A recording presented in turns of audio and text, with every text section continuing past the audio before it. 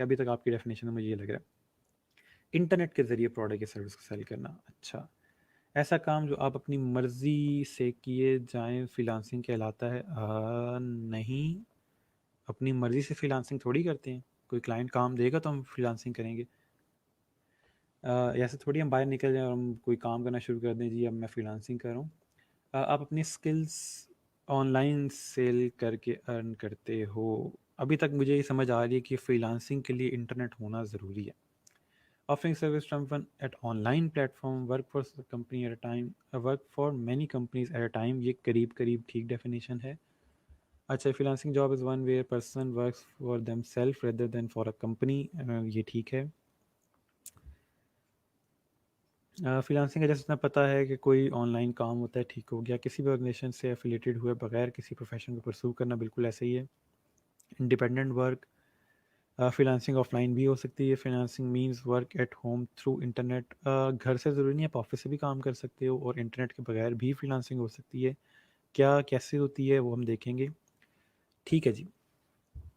Can it be compare to commission work? नहीं नहीं नहीं नहीं, कमीशन वर्क अलग चीज़ है। कमीशन वर्क में एक कंपनी आपको कमीशन दे रही होती है या आप सेल्समैन के तौर पे जो कमीशन दे रहे, तो वो चीज़ अलग है।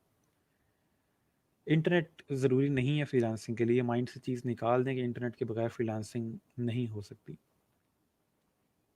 Working on a contract basis for variety of organization, ठीक है, ये बेहतर बेहतर डेफिनेशन है। ठीक है, पहले हम देखते हैं वो डेफिनेशन जो इंटरनेट हमें बताता है। ठीक है, उसके बाद हम फ्रीलांसिंग को थोड़ा सा और समझेंगे। इंटरनेट ये कहता है कि working for different companies at a same time rather than being permanently employed by one company. ठीक है, अगर हम इसके आसान तर्जुमा करें तो फ्रीलांसिंग का मतलब ये है कि हमारे पास कोई ऐसा शख्स कि जो डिफरेंट कंपनीज के साथ एक ही टाइम पे काम कर रहा हो, बजाय इसके कि वो सिर्फ एक कंपनी के साथ काम कर रहा हो। ठीक है, ऐसा बंदा जो 3-4 कंपनीज को अपनी सर्विसेज दे रहा है। अब फॉर एग्जांपल एक डिज़ाइनर है, उसको डिज़ाइनिंग बहुत अच्छी आती है और वो 3-4 कंपनीज की सोशल मीडिया को हैंडल कर रहा है, उनकी सोशल मीडिया पोस्ट डिज़ाइन करता है। ठीक है, तो वो खुद को फ्रीलांसर कह सकता है। अब इसमें इंटरनेट का वर्ड पूरे यहाँ पे ऑनलाइन इंटरनेट ऐसा कोई वर्ड इसकी डेफिनेशन में नहीं है। और ये बिल्कुल बात ठीक है कि फ्रीलांसर का ऑनलाइन या इंटरनेट पे होना ज़रूरी नहीं है। अगर उसकी सर्विसेज ऑनलाइन होने के बगैर भी सेल हो सकती हैं तो वो एक फ्रीलांसर है। ठीक है, अब इसके अंदर होता है क्या है कि फॉर एग्जांपल मैं आपको आपसे क्वेश्चन करता हूँ कि लेट्स से मेरे पास एक स्किल है कि मैं लोगो डिज़ाइन कर सकता हूँ। ठीक है, और एक कंपनी मुझे कॉल करके अपने ऑफिस में बुलाती है कि हमें अपना लोगो डिज़ाइन करवाना है, तो क्या आप हमारा लोगो डिज़ाइन कर देंगे? मैं कहता हूँ ठीक है, मैं आपकी जो लोगो डिज़ाइन की सर्विसेज हैं अपनी वो दूंगा और उसके एवज़ मैं इतने पैसे लूँगा। और इस दौरान मैंने उनसे इंटरनेट पे कोई ईमेल वगैरह कुछ भी नहीं किया, तो ऑनलाइन मैं कहीं नहीं था उनके साथ, मैं जस्ट उनके ऑफिस जाके उनसे बात करके और ओवरऑल उनको डिज़ाइन करके देता रहा। तो ऑनलाइन इंटरनेट इसमें कहीं यूज़ नहीं हुआ। इसको और थोड़ा सा बैकवर्ड में ले जाते हैं। आज से कई साल पहले जब न्यूज़पेपर का दौर था, उस टाइम फोटोग्राफर जो थे वो फ्रीलांस काम करते थे, राइटर जो थे वो फ्रीलांस काम करते थे, रिपोर्टर जो थे वो फ्रीलांस काम करते थे। तो होता ये था कि आपने फॉर एग्जांपल अगर किसी ने नाइट क्रॉलर मूवी देखी, उसको आइडिया थोड़ा सा होगा कि आप किसी भी इवेंट की या इंसिडेंट की रिपोर्ट क्रिएट करते हैं और उसके बाद आप डिफरेंट कंपनीज को जाके वो दिखाते हैं कि आप में से किसको ये चीज़ चाहिए। ठीक है, या आपको किस को ये जो रिटर्न आर्टिकल है वो अपने न्यूज़पेपर के लिए चाहिए। तो जो उसके अच्छे पैसे देता था वो फ्रीलांस राइटर या फोटोग्राफर जो था वो अपनी जो चीज़ थी उसको सेल कर देता था। तो उनको फ्रीलांस फोटोग्राफर या फ्रीलांस राइटर कहा जाता था, जो किसी एक कंपनी के साथ काम नहीं करते थे। वो जस्ट स्पेसिफिक किसी जिसने पैसे ज़्यादा दे दिए उसके साथ काम करेंगे। तो इसलिए फ्रीलांसिंग का जो काम है वो इंटरनेट से बहुत पहले से हो रहा है। सिर्फ ये है कि अब इस चीज़ को ऑनलाइन कर दिया गया। ठीक है, ऑनलाइन प्लेटफॉर्म क्रिएट कर दिए गए जहाँ पे इस काम को करने की काफ़ी आसान तरीके आ गए हैं और वो सारे जो मेथड्स हैं वो आगे चल के हम पढ़ेंगे। ठीक है, तो फ्रीलांसर एक ऐसा बंदा होता है जो अपनी सर्विस डिफरेंट कंपनीज को दे रहा होता है एक ही टाइम पे। ऐसा नहीं है कि एक टाइम पे एक कंपनी के साथ काम करेगा फिर उसको छोड़ेगा फिर दूसरी कंपनी के साथ काम करेगा, तो वो एक तरह से फिर एम्प्लॉय वाला काम आ जाता है। लेकिन आप मल्टीपल कंपनी से काम कर रहे होते हैं एक ही वक्त में, तो वो फिर फ्रीलांसर होता है। और जो नॉर्मल एक पर्सन होता है वो फिर एक ही कंपनी को अपनी सर्विस दे रहा होता है, वो किसी और के साथ काम नहीं कर सकता क्योंकि उसकी कंपनी उसको अलाउ नहीं कर रही होती। कॉन्फ्लिक्ट ऑफ इंटरेस्ट का इशू आ जाता है। ठीक है, तो आई होप कि फ्रीलांसिंग की आपको डेफिनेशन समझ आ गई होगी। अब कल को कोई भी पूछे आपसे कि आप फ्रीलांसिंग कर रहे हो, उसका क्या मतलब है, तो आप उसको बताओगे कि मैं अपनी जो स्किल है वो डिफरेंट कंपनीज़ को देता हूँ, या मैं डिफरेंट कंपनीज़ को डिज़ाइनिंग की सर्विसेज देता हूँ। उनको जिस भी किस्म की सर्विस चाहिए हो, सोशल मीडिया डिज़ाइन चाहिए हो, मार्केटिंग की सर्विस हो, लोगो डिज़ाइन की हो, ब्रांडिंग की सर्विसेज हो, जो भी सर्विस उनको चाहिए होती है मैं उनको प्रोवाइड करता हूँ। ठीक है, ओके। जो लोग ज्वाइन कर रहे हैं अटेंडेंस मार्क करते हैं जल्दी से, मैं साथ साथ आपके कमेंट्स देख लूँ, यहाँ से आगे फिर हम चलते हैं। ओके जी, job of working beyond boundaries without being bound to one organization, ठीक हो गया।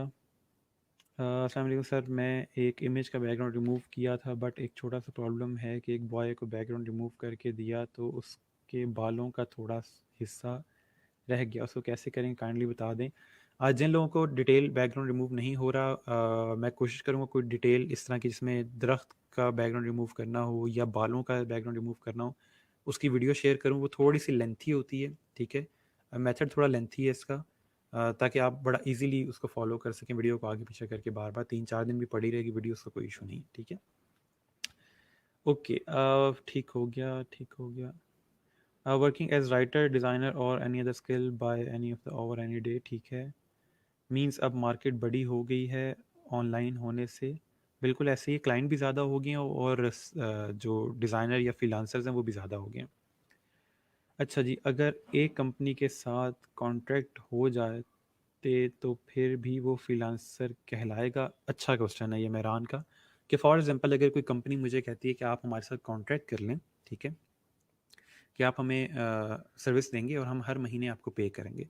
मैंने भी इस तरह कुछ कंपनी के साथ कॉन्ट्रैक्ट किए हैं।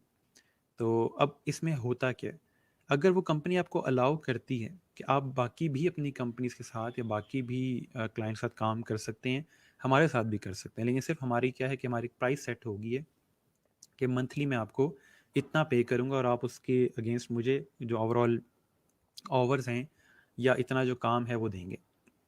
तो इस सिनेरियो में अगर आप बाकी कंपनी से काम करें तो आप फ्रीलांसर हैं, लेकिन अगर वो कहते हैं कि नहीं हम आपको अच्छा पे करेंगे, जो नॉर्मली आपकी मंथली अर्निंग बनती है उतना ही आपको पे करेंगे, लेकिन आप हमारे साथ काम करेंगे, आप किसी और के साथ काम नहीं करेंगे, तो उस सिनेरियो में फिर आप फ्रीलांसर नहीं हो, आपको उस कंपनी ने एज अ एम्प्लॉय रख लिया। ठीक है, अगर वो अलाउ करते हैं कि आप किसी और के साथ काम कर सकते हैं फिर आप फ्रीलांसर हैं, अगर वो आपको अलाउ नहीं करते कि आप किसी और के साथ काम नहीं करोगे तो फिर आप फ्रीलांसर नहीं हैं। ठीक है, मुझे इस तरह की बहुत सारी ऑफ़र आती हैं। इवन कि मेरे साथ एक क्लाइंट था जो जर्मनी से था और उसने मुझे कहा कि आप जर्मनी आएँ और यहाँ आके मेरे साथ काम करिए। इवन कि उसने टेबल वगैरह प्रॉपर वहाँ सेटिंग करके चेयर वगैरह, और वो यानी कि मुझे प्रॉपर पिक्चर्स वगैरह सेंड करा कि ये मैंने आपका डेस्क वगैरह बना दिया, यहाँ आएँ, मुझे बड़ी ज़रूरत है एक अच्छे डिज़ाइनर की, इस तरह। लेकिन मेरे लिए पॉसिबल नहीं है कि मैं मुल्क छोड़ के जाऊँ, यहाँ पे मेरी जो फैमिली है छोटी सी फैमिली है और उनको मेरी ज़रूरत है, सो मेरे लिए थोड़ा सा मुश्किल है। खैर, बहरहाल ऑनलाइन सर्विस दे रहा हूँ, कोई इतना मसला नहीं है। फिर मैं उसको यही कहा कि मैं आपको यही सर्विस दे दूँगा ताकि आपके लिए भी आसानी हो और मेरे लिए भी आसानी हो। खैर, इस तरह की ऑफ़र्स आपको आती हैं, अगर आपको ऑफ़र अच्छी लगे तो आप ज़रूर एक्सेप्ट करें, ठीक है। लेकिन उनसे कोशिश करें कि उनको कहें कि एटलीस्ट आप 6 महीने का मेरे साथ कॉन्ट्रैक्ट करें मिनिमम, ठीक है, कि 6 महीने आप मुझे सैलरी दोगे। ये नहीं कि 1 महीना आपने मेरे साथ काम किया उसके बाद को बस अब ठीक है, अब हमें आपकी ज़रूरत नहीं है, ठीक है। तो इस तरह से आपने थोड़ा-सा कॉन्ट्रैक्ट वगैरह उनके साथ करना है। खैर, ये बात की चीज़ें हैं। फिलहाल अच्छा जी, नेक्स्ट कमेंट है, working as your own boss is known as freelancing, बिल्कुल ऐसे ही है। अच्छा, अब हमें थोड़ा सा क्लियर हो गया कि फ्रीलांसिंग क्या होती है, ठीक है। नेक्स्ट सवाल ये है कि why should I do freelancing. ये पूरी जो प्रेजेंटेशन है आज की, ये पूरी मैंने बहुत टाइम लगा के डिज़ाइन की है, क्योंकि ये सवाल हर इंसान के माइंड में आते हैं और मेरी पूरी कोशिश है कि आपके जो फ्रीलांसिंग वाला थोड़ा सा क्लाउड है माइंड में, ये थोड़ा सा क्लियर हो जाए कि फ्रीलांसिंग क्या होती है, क्यों करते हैं, आखिर इसकी इतनी क्या कहते हैं कि बात क्यों चलती है, हर तरफ इसका जिक्र क्यों है इतना फ्रीलांसिंग का, ठीक है। ओके, सो मैं आपसे पूछता हूँ कि फ्रीलांसिंग क्यों करनी चाहिए। आपके माइंड में क्या सवाल है या क्या जवाब है इसका कि फ्रीलांसिंग आखिर क्यों करनी चाहिए, क्या वजह है इसकी? ओके जी, ठीक हो गया। Sir, do you have kids? नहीं, अभी तक मेरे बच्चे नहीं हैं, मेरी शादी को अभी 1 महीना हुआ है, बट अगर अल्लाह ताला चाहेगा तो इंशाल्लाह वो औलाद से नवाजेगा। खैर, मेरा आपसे सवाल ये है कि आखिर हम फ्रीलांसिंग क्यों करते हैं, ठीक है, क्या वजह क्या है इसकी?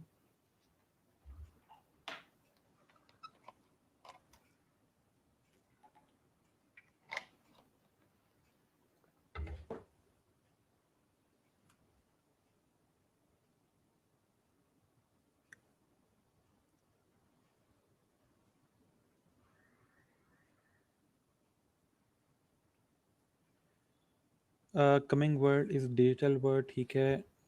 Sets timing are more flexible, बिल्कुल ऐसा ही है सर। मैं किसी का बाउंड नहीं हो सकता, dates why I prefer freelancing. ओए होए होए, ठीक है भाई।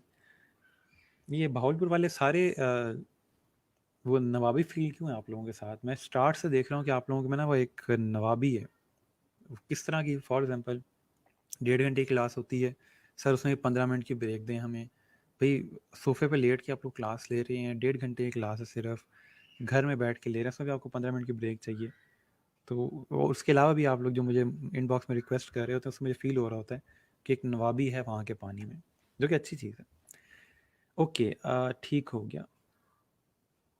It can be done from any way, ठीक हो गया। एक तो सर आजकल it's important due to such saturation in jobs, ठीक है।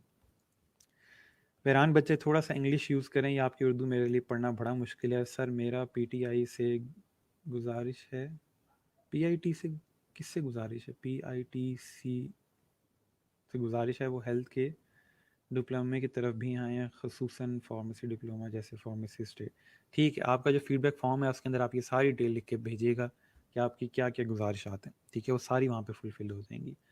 अच्छा जी, ठीक हो गया। अर्निंग की वजह से फ्रीलांसिंग करते हैं हम, एक कंपनी के लिए बाउंड नहीं होते, फैमिली को सपोर्ट कर सकते हैं, source of earning respectable honourable livelihood. अच्छा, फ्रीलांसिंग एक रिस्पेक्टेबल और ऑनरेबल लाइवलीहुड है, यह आपको किसने कहा है? मेरे यहाँ जहाँ भी लोग फ्रीलांसिंग करते हैं उनको घर से काफ़ी बातें सुनने को मिलती हैं कि हर वक्त लैपटॉप लेके बैठे रहते हो, कहीं आते जाते नहीं हो। तो मुझे थोड़ा सा बताइए कि कहाँ पे फ्रीलांसिंग रिस्पेक्ट हो रही है, हम वहाँ चले जाते हैं। अच्छा, to earn we should choose freelancing because it's the biggest platform and it's not limited to one location only। Sir ये इसके इस बात में बेस्ड है, आपको 9 से 5 जॉब नहीं करनी पड़ती, ठीक हो गया। मैक्सिमम कस्टमर्स को मैक्सिमम अर्निंग होती, ठीक है। फ्लेक्सिबल टाइमिंग है, आप जब चाहें तब काम कर सकते हैं, नो फिक्स, ठीक हो गया। ठीक है, आई थिंक फ्रीलांसिंग से हमारी अर्निंग और लर्निंग एक्सटेंड होती है, ठीक हो गया, ठीक हो गया। एक्सपेंसेस मीट करते हैं, ठीक है।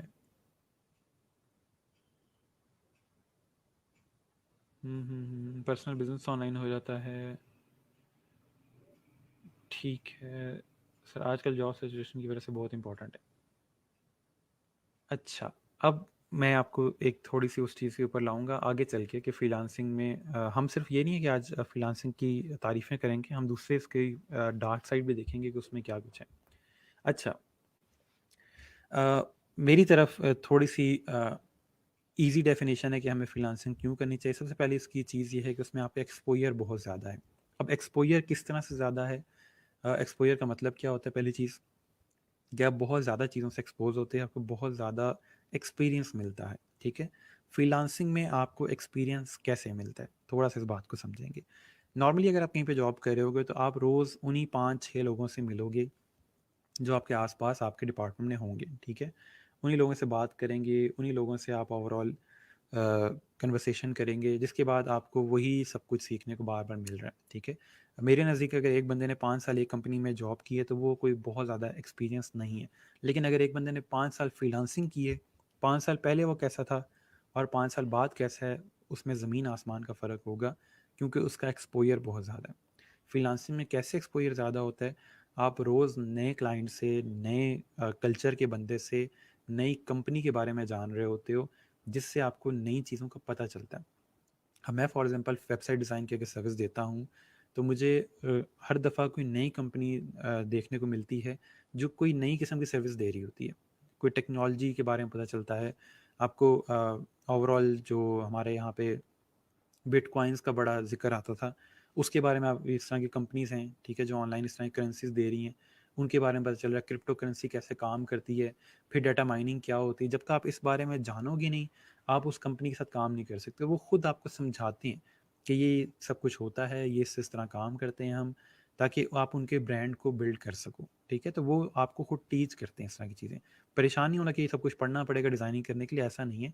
आप जस्ट उस कंपनी के बारे में जब बात करते हो, आपको समझाते हैं, बड़ा इजीली आपको चीज़ों का आइडिया हो। तो इसके अलावा मैंने बहुत सारी हेल्थ रेलिवेंट कंपनी के साथ काम किए, जहाँ पे मुझे ओवरऑल मेडिकल से रिलेटेड बहुत चीज़ें पता चली हैं।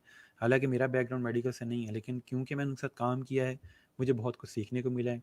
इसके अलावा बिजनेस डेवलपमेंट कंपनीज़ हैं, उनसे बहुत कुछ सीखने को मिला है। फाइनेंस डेवलपमेंट हैं, लॉ से रिलेवेंट कंपनीज़ हैं।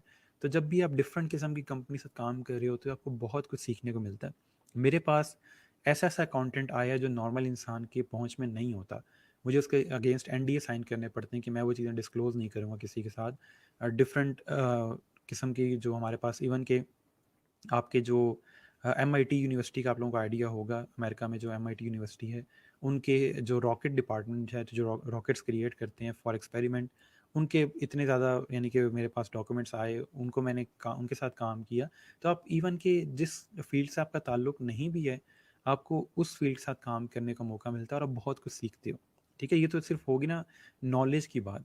इसके अलावा एक्सपीरियंस की बात यह है कि आपको नए लोगों से बात करने का मौका मिलता है। एक बंदा बहुत गुस्से वाला है, एक बंदा बहुत काम है। अब मैंने ऑलमोस्ट 3000-4000 क्लाइंट के साथ काम किया, तो 3000-4000 क्लाइंट की जब मैं बात करूँगा, तो उनके बिहेवियर में फ़र्क होगा, उनको हैंडल करने का तरीका अलग होगा। तो जो मेन चीज़ है वो ये है कि आपको बात करने का सलीका आता है, ठीक है? बात करने का तरीका आता है, आपको अगले की टोन समझ आ जाती है कि अच्छा ये ऐसे बात कर रहा है, तो शायद ये ऐसा फ़ील कर रहा होगा।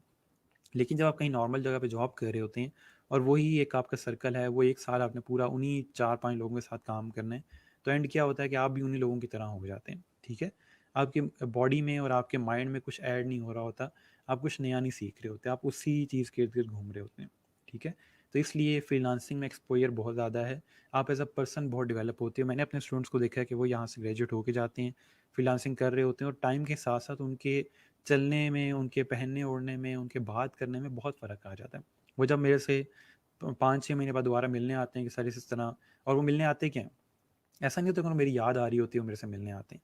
वो मिलने मेरे से इसलिए आते हैं, सर वो काम बहुत ज़्यादा मेरे पास आ रहा है, तो मैंने अब टीम इकट्ठी करनी है, आपके इस बैच में से कोई बच्चे मुझे मिल जाएँ तो मैं वो कंपनी क्रिएट करना चाह रहा हूँ, तो इस सिलसिले में मेरे से अक्सर मिलने आते हैं।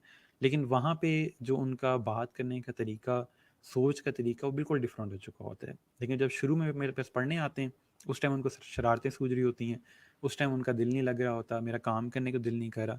मेरे पास ज़्यादातर बच्चे जो भी लेज़ी बच्चे होते हैं, जो इनका बिल्कुल काम करने का दिल नहीं करता होता, हमेशा मैंने ज़्यादातर देखा है कि वो लाइफ में कामयाब हुए हैं। क्यों? क्योंकि वो हमेशा किसी न किसी जगह से शॉर्टकट निकाल के ले आते हैं कि सर ये आप काम जो करवा रहे थे, ये मैंने इससे भी शॉर्टकट तरीके से कर लिया। क्योंकि वो लेज़ी होते हैं, उनको बस किसी तरह मौका चाहिए होता है कि हम शॉर्टकट निकालें इस चीज़ का भी, और इसीलिए वो लाइफ में ज़्यादा कामयाब होते हैं। तो मेन जो चीज़ है, आपकी जो ओवरऑल बिल्ड है, आपका जो माइंड है, वो सारा चेंज होता है, वो सारा उसको एक्सपोज़र अच्छा मिलता है और वो ओवरऑल जो है वो बेहतरी की तरफ जा रहा होता है, ठीक है? अच्छा, मैं वापस आप लोगों के कमेंट्स पे आता हूँ, फिर हम नेक्स्ट चीज़ पे चलते हैं। ठीक हो गया। Whenever you take a creative initiative first you face hurdles from your own home, इसको हम डिस्कस करेंगे आगे। When I'm practicing to make my Urdu better and better, so using Urdu vocabulary in my all conversation, आप बिल्कुल Urdu use करें, लेकिन फ़िलहाल यहाँ यूज़ ना करें, बाकी जहाँ मर्ज़ी यूज़ करें, ठीक है? क्योंकि थोड़ा-सा उसको पढ़ना मुश्किल हो जाता है, माइट भी आप कुछ और कह रहे हो, मैं कुछ और समझूँ, मैं कोई और जवाब दे दूँ, आपके पास सवाल का जवाब ना आए, तो इसलिए। अच्छा जी, पाकिस्तान में रेवेन्यू लाने में हेल्प होती है, जी बिल्कुल ऐसा ही है। If we have any skill then we do can earn through freelance, ठीक हो गया। Freelancing is like Boolean search to me. You are all sitting online to find your friends of whether people need specialty you have and finally you have services. ठीक है, communication skill भी develop होंगी, बिल्कुल ऐसे ये सारा कुछ zero हो जाता है एक टाइम पे आके, ठीक है। सर बारिश बहुत तेज़ है, अगर मैं लेक्चर छोड़ के चली गई तो आप समझ जाना कि मुझे डर लग रहा है बहुत। अच्छे कि ये नवाब के साथ साथ इस तरह के भी लोग हैं। ठीक है जी, ओके। अब हमारे पास जो नेक्स्ट चीज़ है एक्सपोजर के बाद, वो है पैसा। फ्रीलांसिंग में पैसा बहुत है, ठीक है। अ, इसमें ना कोई दो राय है, ना कोई शक है। इसीलिए लोग फ्रीलांसिंग की तरफ आते हैं, क्योंकि ओवरऑल आपके जो अर्निंग है वो बहुत ज़्यादा हो जाती है फ्रीलांसिंग में आके। लेकिन ये कोई प्रॉमिस नहीं है, कोई वादा नहीं है, जैसे बाकी इस तरह की चीज़ों में होता है कि जी आप डबल अर्निंग करना शुरू कर देंगे, ये कर देंगे, वो कर देंगे। ऐसा नहीं है। आपके जो माइंडसेट है, आप किस तरह अपने बिजनेस को लेके चलते हो, इस पे डिपेंड करता है कि आपका पैसा ज़्यादा होता है या होता ही नहीं है। ठीक है, सिर्फ चीज़ ये है कि अगर आप जितनी मेहनत जॉब में करते हैं, अगर आप उतनी मेहनत फ्रीलांसिंग में करेंगे तो हाँ, आप ज़रूर ज़्यादा अर्निंग करोगे। ठीक है, लेकिन अगर आप मेहनत करोगे नहीं, आप सिर्फ फ्रीलांसिंग स्टार्ट कर दोगे और कहोगे जी अब मेरी अर्निंग बहुत ज़्यादा होने वाली है, मैं ये भी ले लूँगा वो भी ले लूँगा और ख्याली पुलाव बनाते रहेंगे, तो फिर आप भूल जाएं कि आप कुछ कमाएंगे। कहने का मकसद ये है कि जितनी मेहनत आप जॉब में करते हैं, उतनी मेहनत अगर आप फ्रीलांसिंग में करोगे तो आप काफ़ी अच्छी अर्निंग करोगे। क्यों? क्योंकि होता कुछ इस तरह से है कि आप अगर जॉब में थोड़ी सी मेहनत ज़्यादा करोगे, ओवर टाइम लगाओगे, मैक्सिमम आपको क्या होगा 10% 20% सैलरी एक्स्ट्रा मिलेगी। लेकिन अगर फ्रीलांसिंग में आप ओवर टाइम लगाते हो, अगर आप दिन में नॉर्मली काम कर रहे हो, साथ साथ रात में भी काम करना शुरू कर देते हो, रात में क्लाइंट्स को रीच कर रहे हो, एक्स्ट्रा प्रोजेक्ट्स कर रहे हो, क्या होगा आपकी अर्निंग डबल हो जाएगी। क्योंकि पहले आप जस्ट दिन में काम करते हैं, रात में भी काम कर रहे हैं। तो इस तरह से होता ये, मैंने जो आज तक होते देखा है कि स्टार्ट में आपकी जो 1 महीने अर्निंग हुई थी, अगले महीने आपकी नॉर्मली उससे ज़्यादा होती है, क्योंकि आपको चीज़ों की समझ आना शुरू हो जाती है। तो इसलिए थोड़ा सा ये है कि आपकी ओवरऑल जो अर्निंग है वो जॉब की अर्निंग से ज़्यादा होती है फ्रीलांसिंग में। ठीक है, ये बाकी आप खुद एक्सपीरियंस करेंगे तब आपको आइडिया होगा। जॉब में मैं थोड़ा सा आपको एग्जांपल देता हूँ। जॉब में अगर आपको 20,000 30,000 की जॉब महीने के लिहाज से मिलती है कि आपको हर महीने के एंड में 30,000 मिलेंगे, आपको बहुत ज़्यादा उसमें इनपुट देना पड़ता है, पूरे 30 दिन काम करना पड़ता है, तब जाके आपके वो 30,000 बनते हैं। लेकिन यहाँ पे क्या है कि फॉर एग्जांपल अगर आप फ्रीलांसिंग में $50 का ओवरऑल चार्ज करते हो एक लोगो डिज़ाइन करने में, और आप पूरे महीने में जस्ट 4 लोगो डिज़ाइन करते हैं, ठीक है, तो ये $200 बनते हैं। और $200 अगर आप पाकिस्तानी रुपीज़ में कन्वर्ट करते हैं तो ये तकरीबन आपके समझ लें कि 30-32 हज़ार से ऊपर बात चली जाती है।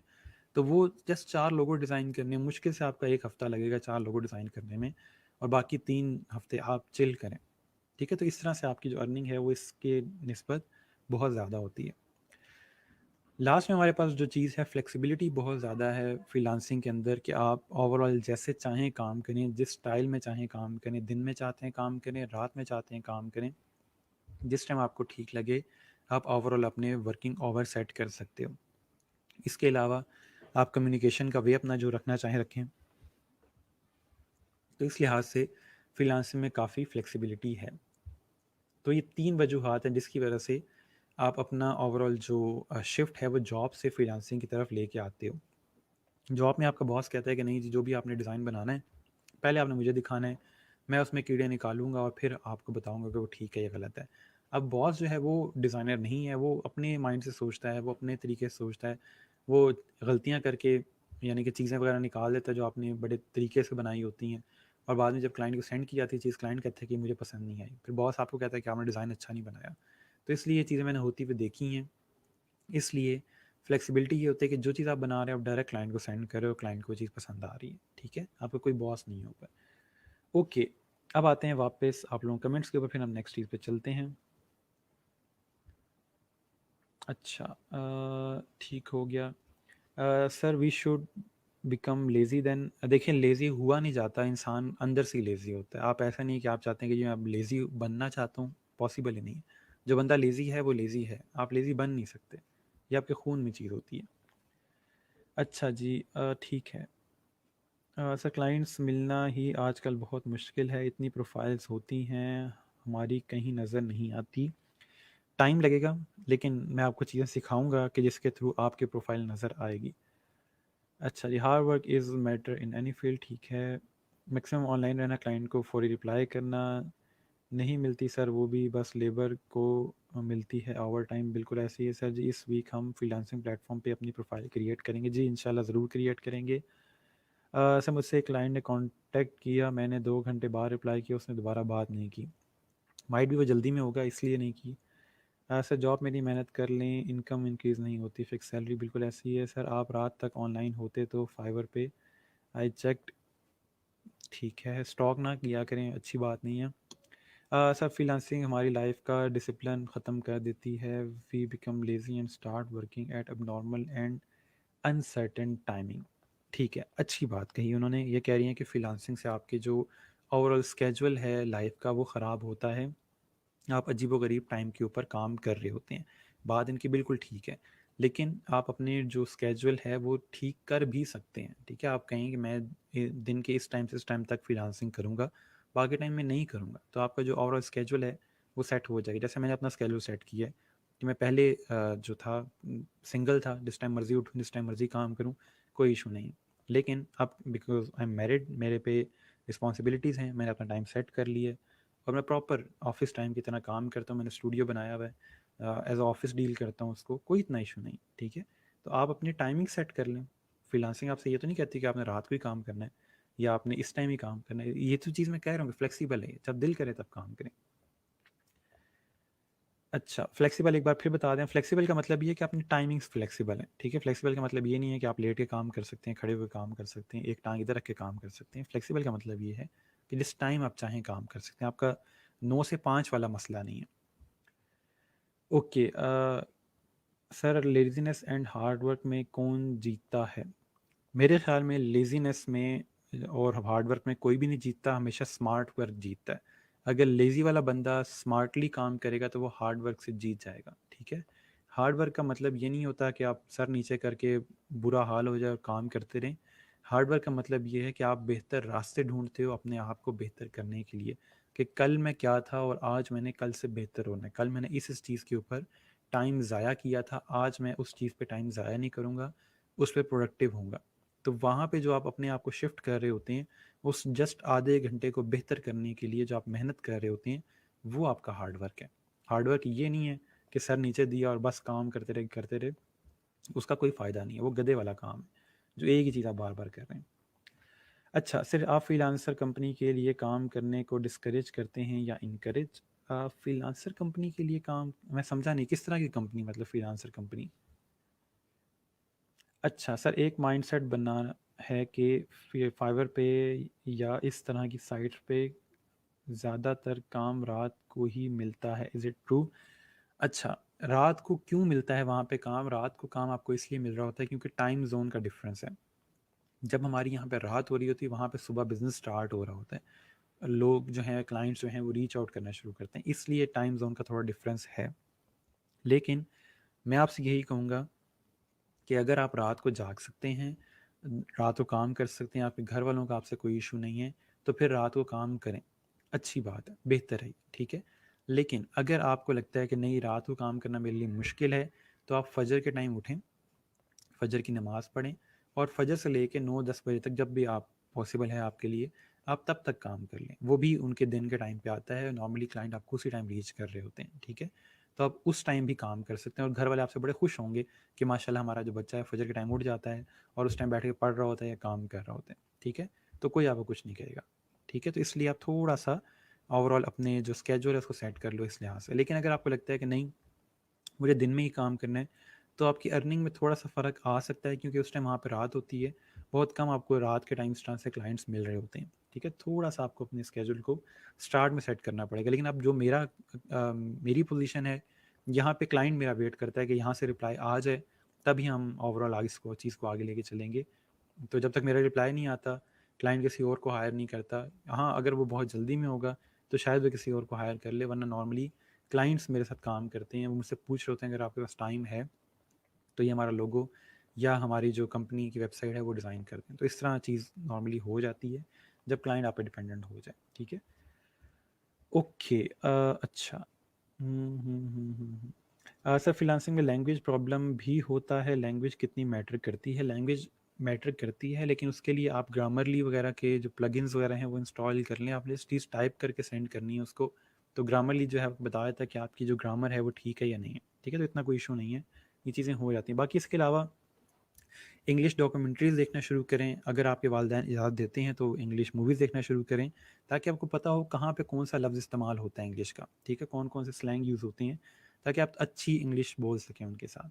वो गुड, येस, ग्रेट वाली इंग्लिश से थोड़ा-सा बाहर आएँ और थोड़ा-सा उनको कंफर्टेबल करें कि अच्छा ये बंदा अगला जो है हमारी बात को समझ रहा है, ठीक है?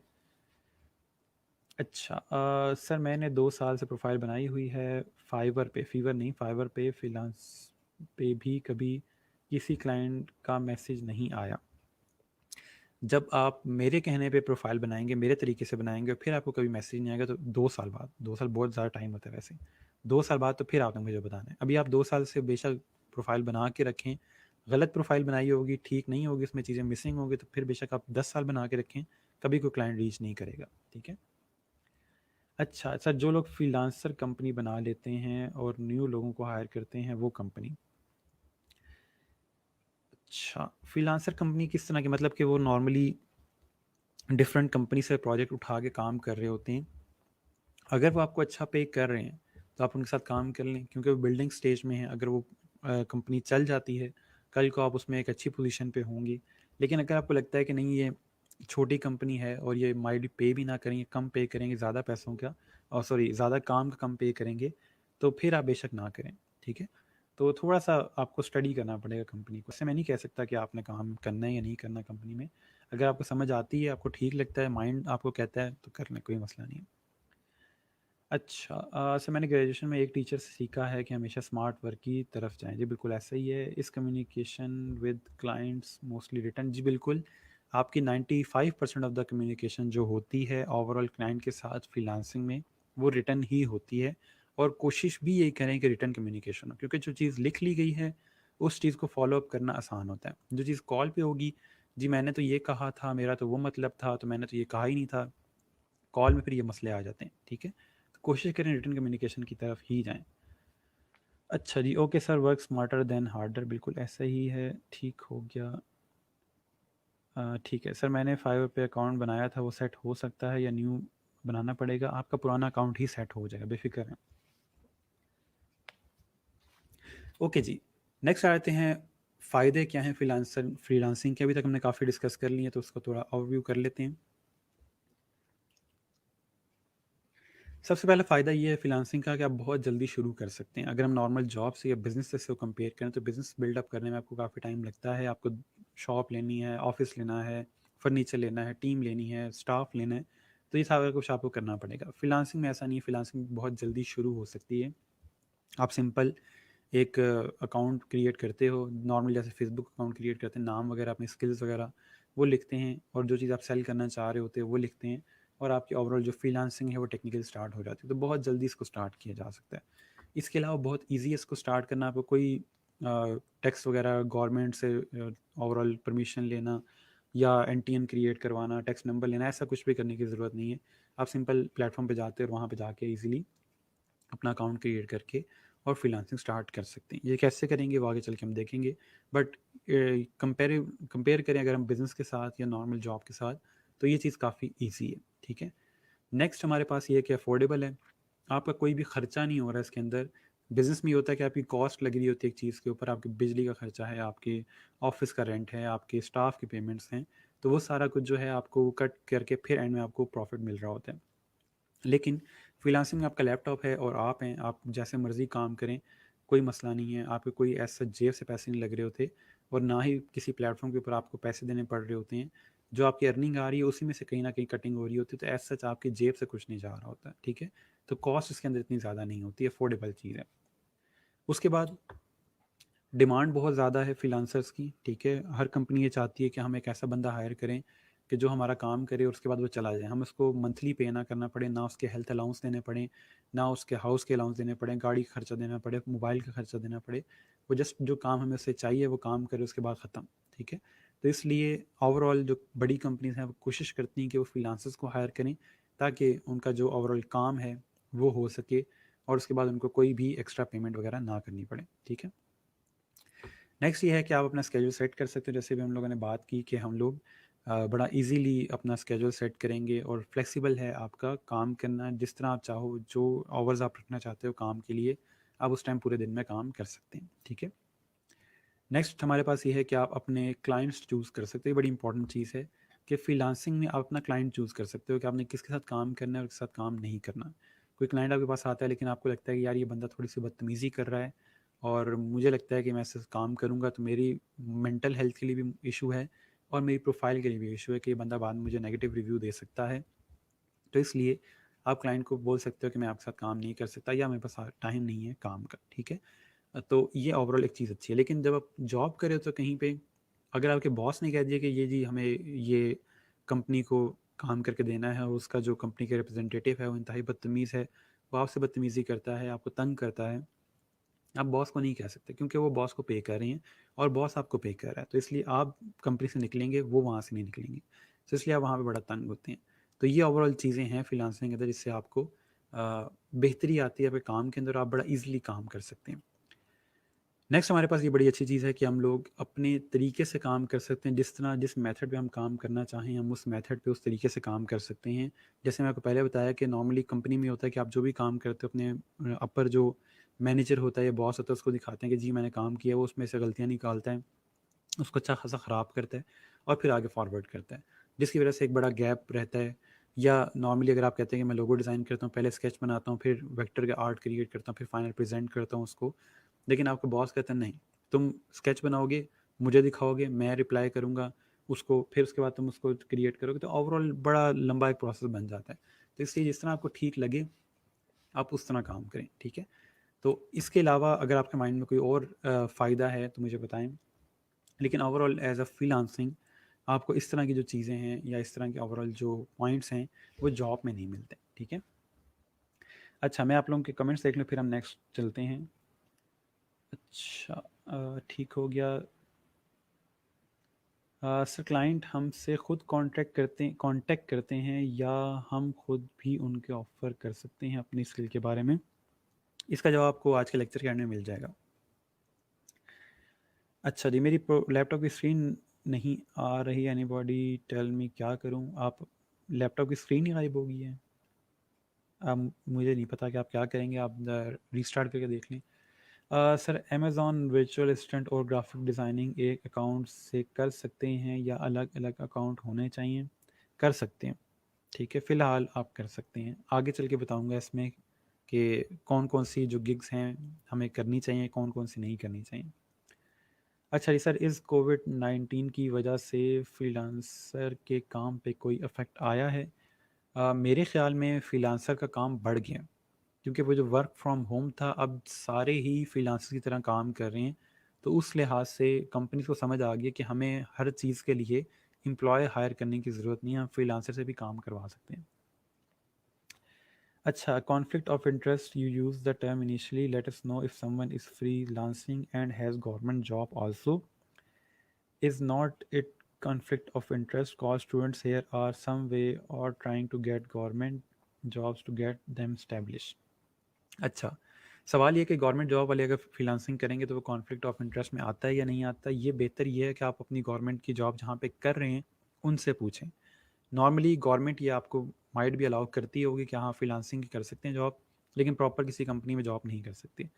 मैंने कुछ लोगों को फ्रीलांसिंग करते देखा है गवर्नमेंट के साथ, यानी कि गवर्नमेंट में जॉब भी करें फ्रीलांसिंग भी करें तो वो कर रहे होते हैं, लेकिन कल को अगर गवर्नमेंट को पता चलता है कि आपको पैसे कहीं और से भी मिल रहे हैं और आप उससे अपना खर्चा चला रहे हैं तो माइट भी आपकी जॉब के लिए मसला बन सकता है। तो मैं आपको इसमें कोई कमेंट नहीं दूंगा, आप अपने सीनियर से पूछ लेंगे क्या ये चीज़ अलाउ है या नहीं है, ठीक है, क्योंकि टेक्निकली ये चीज़ थोड़ी सी रिस्की हो सकती है कि आप गवर्नमेंट के लिए काम करें। अब डिपेंड करता है कि गवर्नमेंट के लिए आप काम क्या करें। आप गवर्नमेंट के टीचर हैं, आप फ्रीलांसिंग करें, गवर्नमेंट को क्या फ़र्क पड़ेगा, चलो ठीक है आपके 4 पैसे ज़्यादा आ रहे हैं, कोई इशू नहीं है। लेकिन अगर आप फॉर एग्जांपल कहीं डिफेंस की फील्ड के अंदर काम कर रहे हैं, वहाँ पे आपके अकाउंट में कहीं और से पैसे आ रहे हैं, तो वो चीज़ बहुत ज़्यादा रिस्की हो सकती है, ठीक है। तो थोड़ा सा अपनी जॉब को देखें। ओके, ठीक हो गया। ठीक है सर, फ्रीलांसिंग में इंसान इजी लाइफ जी रहा होता है। यार ये किसने आपको ये बातें बताई हैं कि फ्रीलांसिंग में आपकी इज्जत बहुत होती है, आप बड़ी इजी लाइफ जी रहे होते हैं? ये कौन आपको सब्ज़ बाग दिखाता है? अच्छा जी, आइकन यूज़ नहीं करते लोगों में, नहीं जी आइकन यूज़ नहीं करते, सिर्फ खुद जी रहे होते हैं, ठीक है सर। अकाउंट एक ही होना चाहिए, कुछ लोग 2 अकाउंट रखते हैं, नहीं हम एक ही अकाउंट क्रिएट करेंगे। ओके, नेक्स्ट हमारे पास डिसएडवांटेज हैं फ्रीलांसिंग। अब आप पहले आप मुझे बताएं कि फ्रीलांसिंग के नुकसान क्या हैं, आपके माइंड में क्या क्या नुकसान है फ्रीलांसिंग के, फिर हम आगे चल के देखते हैं कि एक्चुअल में फ्रीलांसिंग के क्या क्या नुकसान आपको फेस करने पड़ सकते हैं।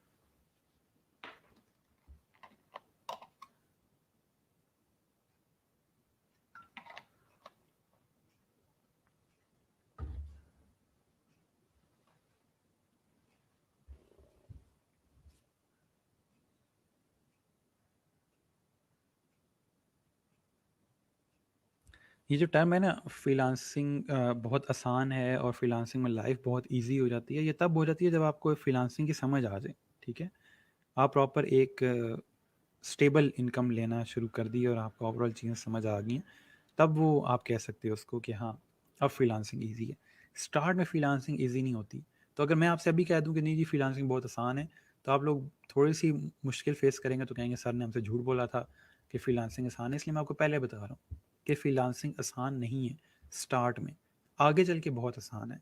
सिर्फ़ जो स्टार्ट है आपका, वहाँ आपका पेशेंस टेस्ट होता है, वहाँ आपके गुर्दे टेस्ट होते हैं कि इस बंदे में कितना पेशेंस है, ठीक है? तो सिर्फ़ वो चीज़ थोड़ी-सी मुश्किल है, तो इसलिए मैं ये नहीं कहूँगा कि फ्रीलांसिंग जो है वो बहुत आसान है।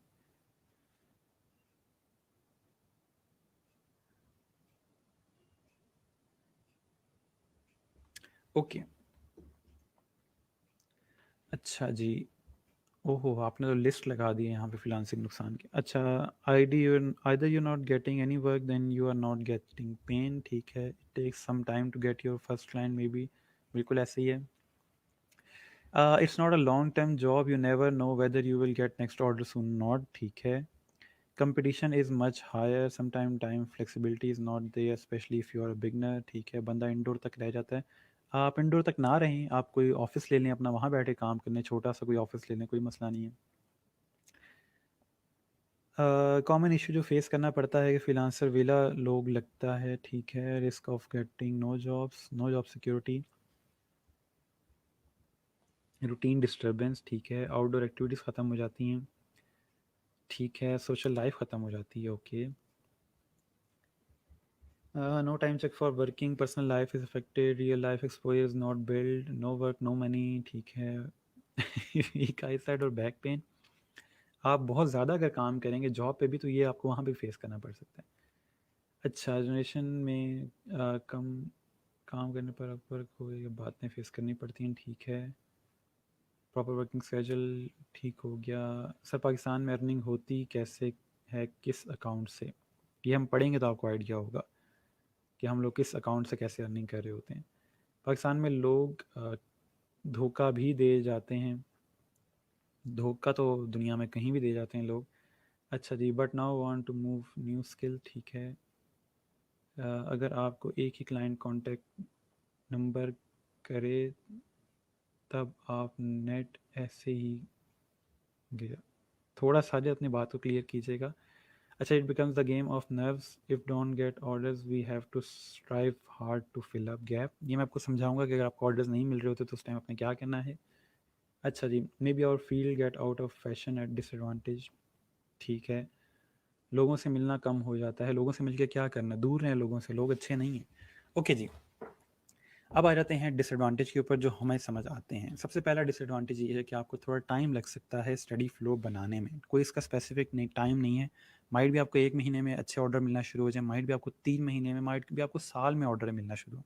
लेकिन जो एवरेज टाइम है वो 3 महीने का है कि आपकी प्रोफाइल क्रिएट होती है और आप एटलीस्ट 3 महीने उसको लगातार उसके ऊपर काम कर रहे होते हैं, पोर्टफोलियो बिल्ड कर रहे हैं, अपना जो ओवरऑल प्रोफाइल क्रिएट की हुई है उस पर बिडिंग वगैरह कर रहे हैं, यानी कि आप फुल इनपुट देते हैं। देखिए, आपको अगर कहा जाए कि आपने 3 महीने जिस लाइफ में मेहनत करनी है और उसके बाद आपकी जो ओवरऑल लाइफ है वो सेट हो जाएगी। मैं वो वाली बात नहीं कर रहा कि बस मैट्रिक कर लो उसके बाद लाइफ सेट है, एफएससी कर लो लाइफ सेट है, यूनिवर्सिटी पढ़ लो लाइफ सेट है, वो वाली बात नहीं है। 3 महीने आपने फुल इनपुट देना है अपने आप को बिल्ड करने में, अपनी प्रोफाइल बिल्ड करने में, और उसके बाद बड़ा ईजीली आप कह सकते हो कि अब मेरे पास एक स्टडी फ्लो आना शुरू हो गया। तो जो एवरेज टाइम है वो 3 महीने, कैसे ज़्यादा भी हो सकता है, इससे कम भी हो सकता है, ठीक है। लेकिन फ़ायदा क्या है इसका कि इसके बाद आपकी लाइफ सेट हो जाती है। लाइफ कैसे सेट हो जाती है कि आपके जो एक फाइनेंशियली जो इश्यूज़ होते हैं फाइनेंस के, वो सारे हल होना शुरू होते हैं। जब बंदे के पास फाइनेंस के इशू हल हो जाएँ तो फिर वो जो छोटे मोटे बाकी मसाइल होते हैं वो फिर इतने बड़े नहीं लगते, ठीक है। अच्छा, उसके बाद हमारे पास नेक्स्ट जो चीज़ है, काम इरेगुलर हो सकता है। जैसे आप लोग कह रहे थे कभी काम होगा कभी काम नहीं होगा, तो ये चीज़ कॉमन है फ्रीलांसिंग में या बिजनेस में। ऐसा होता है कि कभी आपके पास बहुत ज़्यादा क्लाइंट्स होते हैं, कभी आपके पास कम क्लाइंट्स होते हैं, ठीक है। मैं आगे चल के आपको एग्जांपल दूंगा, उससे आपको ज़रा और क्लियर हो जाएगा कि फ्रीलांसिंग में काम कम होता है। देखिए, जॉब में जो आपके पास महीने के एंड में 30,000 आ रहे हैं, 20,000 आ रहे हैं, 50,000 आ रहे हैं, लेकिन फ्रीलांसिंग में ये भी देखें, आपको अगर एक महीने में 50,000 आ रहे हैं तो अगले में हो सकता है 1 लाख आ जाएँ। तो ये आप पे डिपेंड करता है आप पैसे खर्च कैसे करते हो। अगर आपका मोटो यही है कि महीने के एंड में जो पैसे आते हैं मैंने अगले महीने वो सारे ख़त्म कर लेने, क्योंकि अगले महीने में दोबारा मुझे पैसे मिलेंगे, तो वो चीज़ आपके फिर गलती आपकी है, फ्रीलांसिंग गलती नहीं है। ठीक है, जो पैसे आपको मिल रहे हैं आप उसमें सेविंग करो, ताकि जब काम नहीं मिल रहा होता तो आपको इतना इशू फेस करना ना पड़े। ठीक है, नेक्स्ट ये है कि आपको मल्टीपल क्लाइंट्स को हैंडल करना थोड़ा स्टार्ट मुश्किल हो सकता है, आगे चल के ये है कि आप हैंडल कर लेते हो। इसके अलावा जो प्लेटफॉर्म्स हैं वो बड़ा ओवरऑल आपकी हेल्प करते हैं, इसके अंदर उन्होंने बड़े अच्छे सिस्टम क्रिएट किए हुए हैं, जिससे आपको पता होता है कि कौन सा क्लाइंट की डेडलाइन आ रही है, कौन सा क्लाइंट क्या बात कर रहा है, और ओवरऑल आप इसको बड़ा ईजिली हैंडल कर सकते हो। ठीक है, तो स्टार्ट में ये होता है कि आप ज़्यादा क्लाइंट्स हैंडल करते हुए थोड़ा सा मुश्किल हो रही होती है कि किस क्लाइंट को मैंने क्या कहा हुआ था, तो थोड़ा सा आप डॉक्यूमेंटेशन वगैरह करो साथ, तो उससे चीज़ें ईजी हो जाती हैं। और लास्ट में ये है कि स्टार्ट में आपके हो सकता है कि पे काफ़ी लो हो, एक महीने में आप 5,000 अर्न करो, 10,000 अर्न करो, लेकिन वो स्टार्ट है। ठीक है, ऐसा नहीं कि अगर आपने अर्निंग स्टार्ट 10,000 से की है तो पूरा साल 10,000 रहेगी, पॉसिबल ही नहीं है। अगर आपने स्टार्ट 10,000 से की है तो अगले महीने आपकी 20 होगी, 30 होगी, 40, 50 लाख तक जाओगे आप, और हो सकता है 7 लाख 8 लाख तक चले जाओ। डिपेंड करता है कि आपका ओवरऑल माइंड कैसे चलता है। ठीक है, अपने आप को अपने बेहतर करना है। अगर आप अपने आप को बेहतर नहीं करोगे, आपका माइंड सेट वही रहेगा, तो आप एंड में भी उसी माइंड सेट के साथ चलते रहोगे। ठीक है, खुद को थोड़ा सा एक्सपोज करो, खुद को थोड़ा सा देखो कि मुझे किन चीज़ों से डर लगता है। मुझे इंग्लिश बोलने से डर लगता है, मैं इंग्लिश सीखूंगा।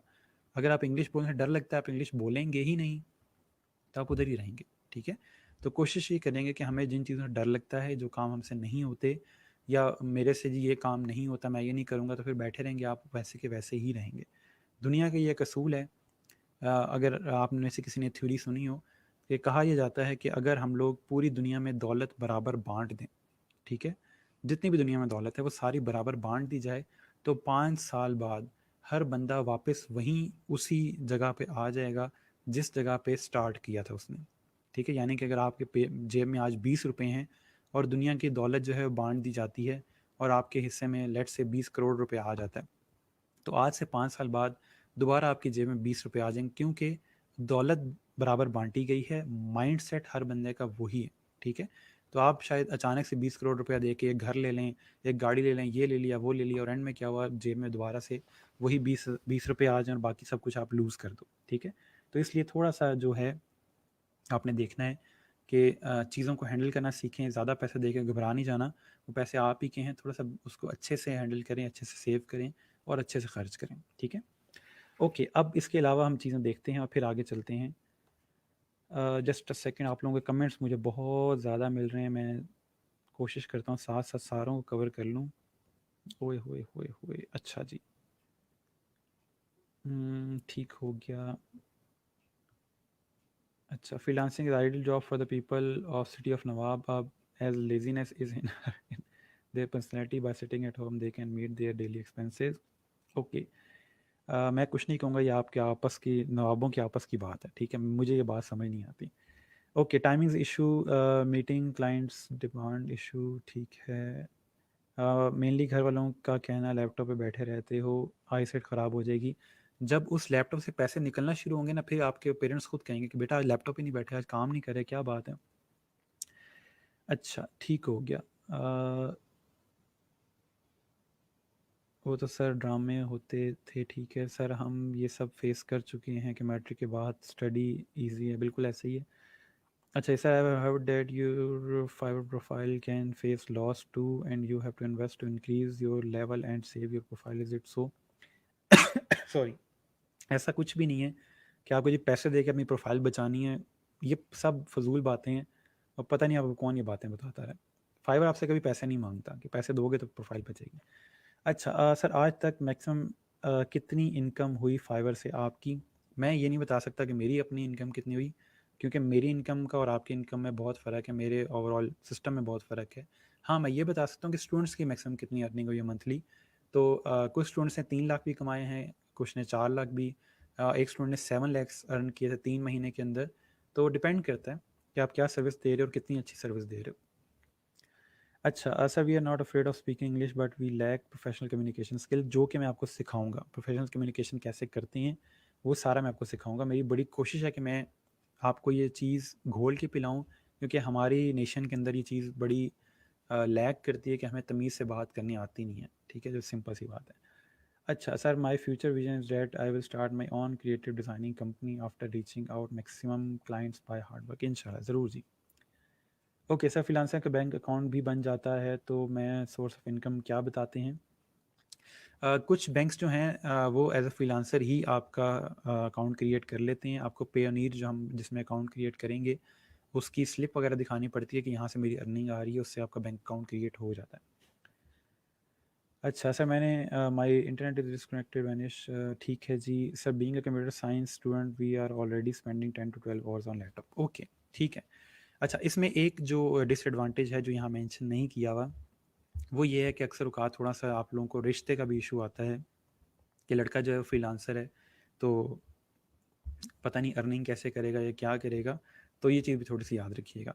लेकिन इसका हल मेरे एक दोस्त ने निकाल लिया था कि वो फ्रीलांसिंग करता था और उसको बड़ा मसला था कि वो जिस जगह रिश्ता करना चाह रहा था वहाँ रिश्ता हो नहीं रहा था।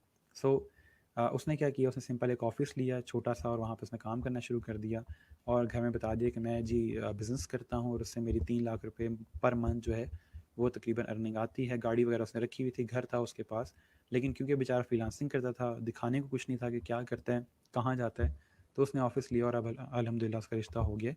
तो मेन जो चीज़ है कि आप चीज़ों को और इश्यूज़ को हैंडल कैसे करते हैं, ठीक है?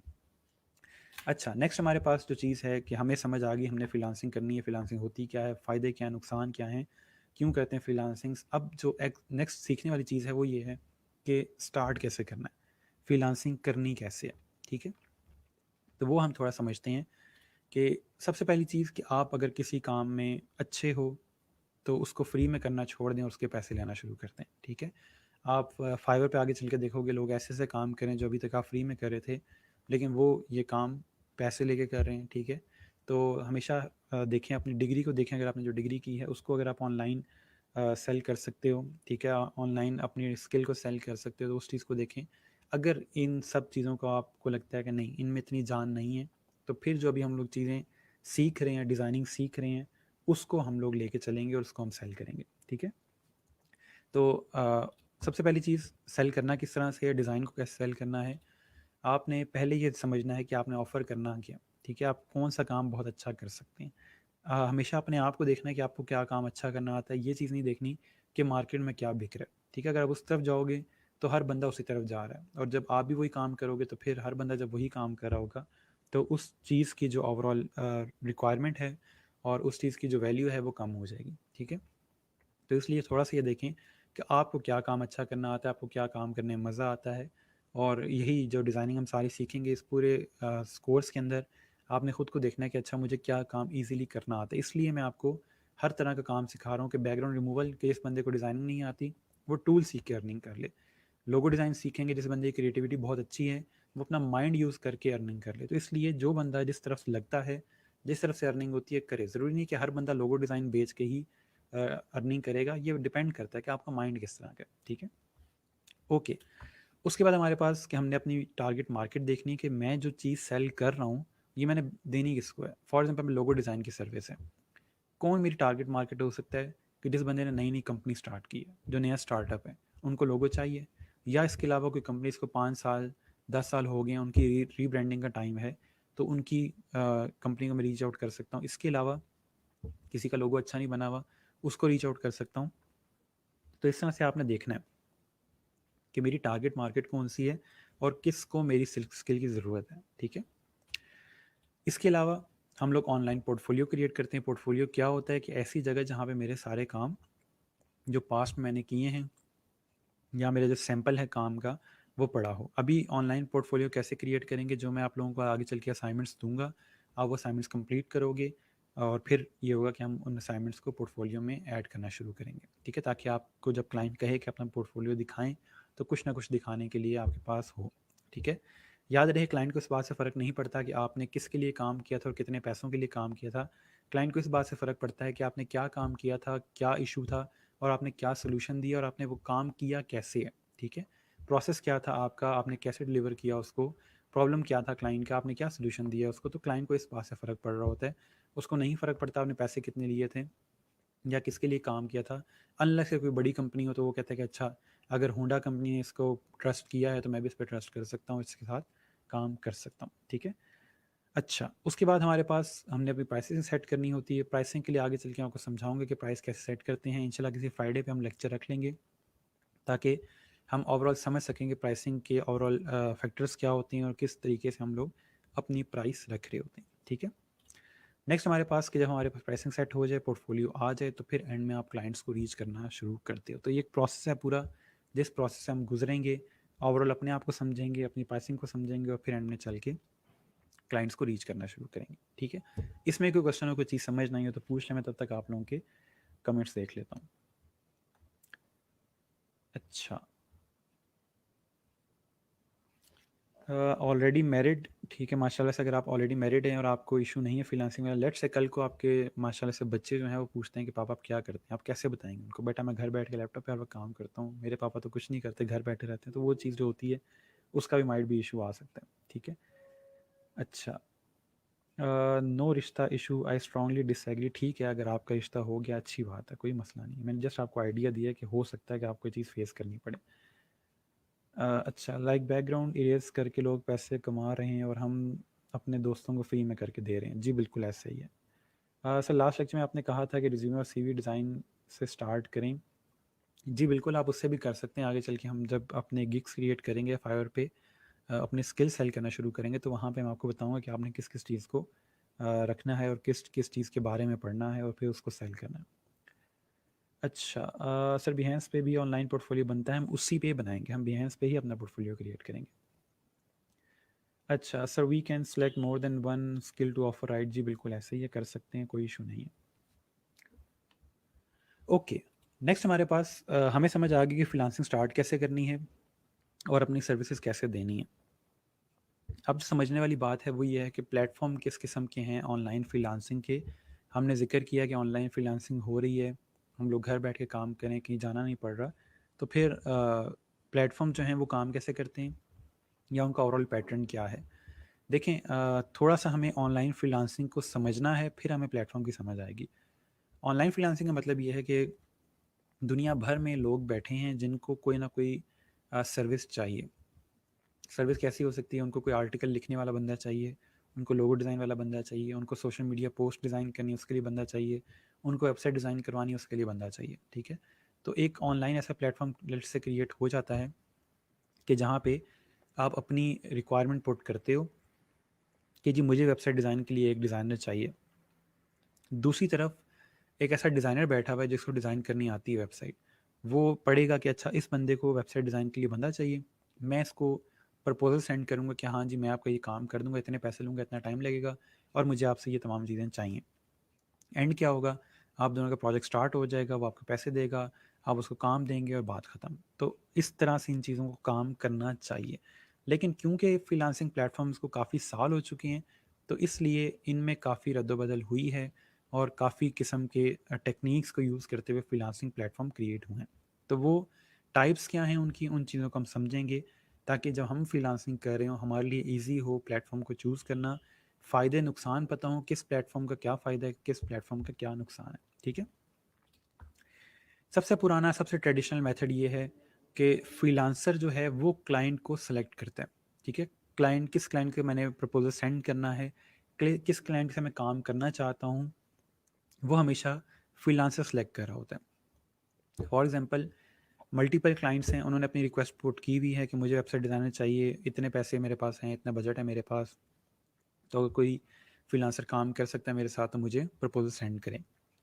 आप अगर कर सकते हैं काम, आप उसको सेलेक्ट करेंगे, उसको प्रपोजल सेंड करेंगे। अगर आप नहीं करना चाहते उसका काम मत करें, मत सेलेक्ट करें, ठीक है।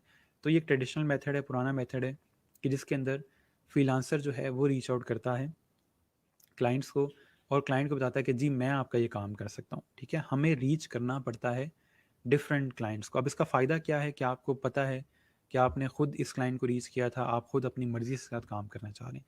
नुकसान इसका क्या है कि माइट भी वो आपको रिजेक्ट कर दे। जिस टाइम आप उसको प्रपोजल सेंड कर रहे थे उसने एक्सेप्ट नहीं किया, वो टाइम आपका ज़ाया जाएगा। उस टाइम में माइट भी आप किसी और प्रोजेक्ट पे काम कर सकते थे या अपना पोर्टफोलियो बेहतर कर सकते थे या कुछ अर्निंग कर सकते थे या आप लर्निंग कर सकते थे, ठीक है। वो जो टाइम आपने 5-6 प्रपोजल सेंड करके ज़ाया किया है, उस टाइम में आप कुछ और भी कर सकते थे। आपको डिस्करेजमेंट भी हो सकती है कि मैंने आज इतने प्रपोजल सेंड किए, मुझे किसी क्लाइंट ने रीच नहीं किया। तो कुछ नुकसान भी हैं इस तरह के प्लेटफॉर्म के और कुछ फ़ायदे भी हैं, ठीक है। इन प्लेटफॉर्म में आपके पास अपवर्क है, फ्रीलांसर है, पीपल पर आवर है, इनको आगे चल के हम देखेंगे प्लेटफॉर्म कैसे हैं, अंदर से काम कैसे होता है इनके ऊपर। ठीक है, तो ये ट्रेडिशनल मेथड है, पुराना मेथड है। इसके बाद एक और मेथड आया कि जिसमें क्लाइंट हमें रीच कर रहा है।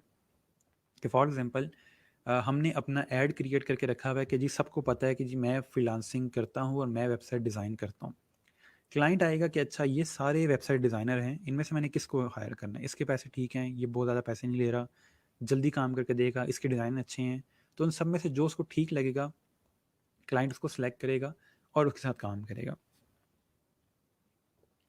अब इसमें फ़ायदा क्या है, हमें कहीं भी प्रपोजल सेंड करने की ज़रूरत नहीं है। हमने एक दफ़ा अपने सर्विस डिफ़ाइन करके रख दी कि हम ये काम करते हैं, जिसने काम करवाना है हमें हायर कर ले।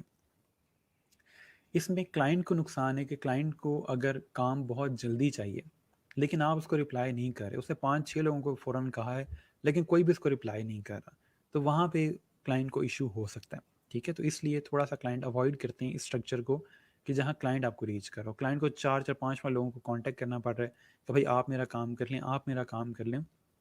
तो नॉर्मली क्लाइंट के साथ माइट भी इतना टाइम ना हो कि वो हर बंदे को रीच करें। ठीक है, तो इसलिए थोड़ा-सा जो इशू है वो इस तरफ है कि क्लाइंट को थोड़ा बहुत मसला आता है। ठीक है, तो इस तरह के प्लेटफॉर्म में नॉर्मली फाइवर आपके पास है, जो फाइवर ही ये सिस्टम लेके आया था कि जहाँ पे हम अपनी ऐड क्रिएट करते हैं और फिर क्लाइंट हमें रीच कर रहा होता है। ठीक है, उसके बाद एक और मेथड है कि जहाँ पे क्लाइंट आके एक कॉन्टेस्ट रख देता है कि जी जो भी सबसे अच्छा लोगो डिज़ाइन करेगा उसको सबसे ज़्यादा ये पैसे मिलेंगे, जो सेकंड विनर होगा, जो थर्ड पे आएगा उसको थोड़े कम पैसे मिलेंगे। तो ये भी एक ओवरऑल सिस्टम है। इसमें क्या होता है, कैसे काम होता है, फ़ायदा नुकसान क्या है इसका, इसको भी हम आगे चल के डिस्कस करेंगे जब हम इस प्लेटफॉर्म पे काम करेंगे, जिसका नाम है 99designs.com। इसमें जो मेन चीज़ है कि सिंपल एक कंपटीशन रखा जाता है और जो भी अच्छा लोगो डिज़ाइन करता है उसको सारे पैसे मिलते हैं। लेकिन इसमें अच्छी बात यह है कि नॉर्मल लोगो डिज़ाइन अगर $60 या $70 का है, तो वहाँ पे ये कि $300 की प्राइस मनी होगी या 400 की होगी कि आप लोगो अच्छा डिज़ाइन कर लेते हो, फिर आपको उसके अगेंस्ट पैसे मिलते हैं। ठीक है, तो वो भी चीज़ हम देखेंगे आगे चल के। मेन जो पॉइंट समझाने वाला है कि ऑलमोस्ट 80% ऑफ फ्रीलांसर को ये लगता है कि नॉर्मल जो जॉब वो करते थे उससे बेहतर है फ्रीलांसिंग। यानी कि 10 में से 8 लोग ये कहते हैं कि हमने जब से फ्रीलांसिंग स्टार्ट की है, जॉब छोड़ी है, तो हमें बड़ा एक तरह से सुकून है। ठीक है, अच्छा, वापस आते हैं आपके कमेंट्स के ऊपर, फिर हम आगे चलेंगे। अच्छा, तब तक आप लोग मुझे कमेंट्स में बताएंगे पाकिस्तान में फ्रीलांसिंग आपको क्या लगता है कि फ्रीलांसिंग ठीक है पाकिस्तान के लिए या नहीं ठीक, और पाकिस्तानी फ्रीलांसर अच्छे हैं या नहीं।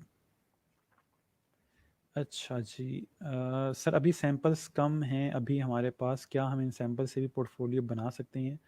अभी जो सैंपल्स हैं उनसे बना लें, आगे चल के मैं आपको बताऊंगा आपने सैंपल्स ऐड कैसे करने हैं। Freelancing is a big market yet not been utilized in Pakistan. It would had been at our generation time. I hope freelancers are accepted as professional. ठीक है जी, ठीक हो गया।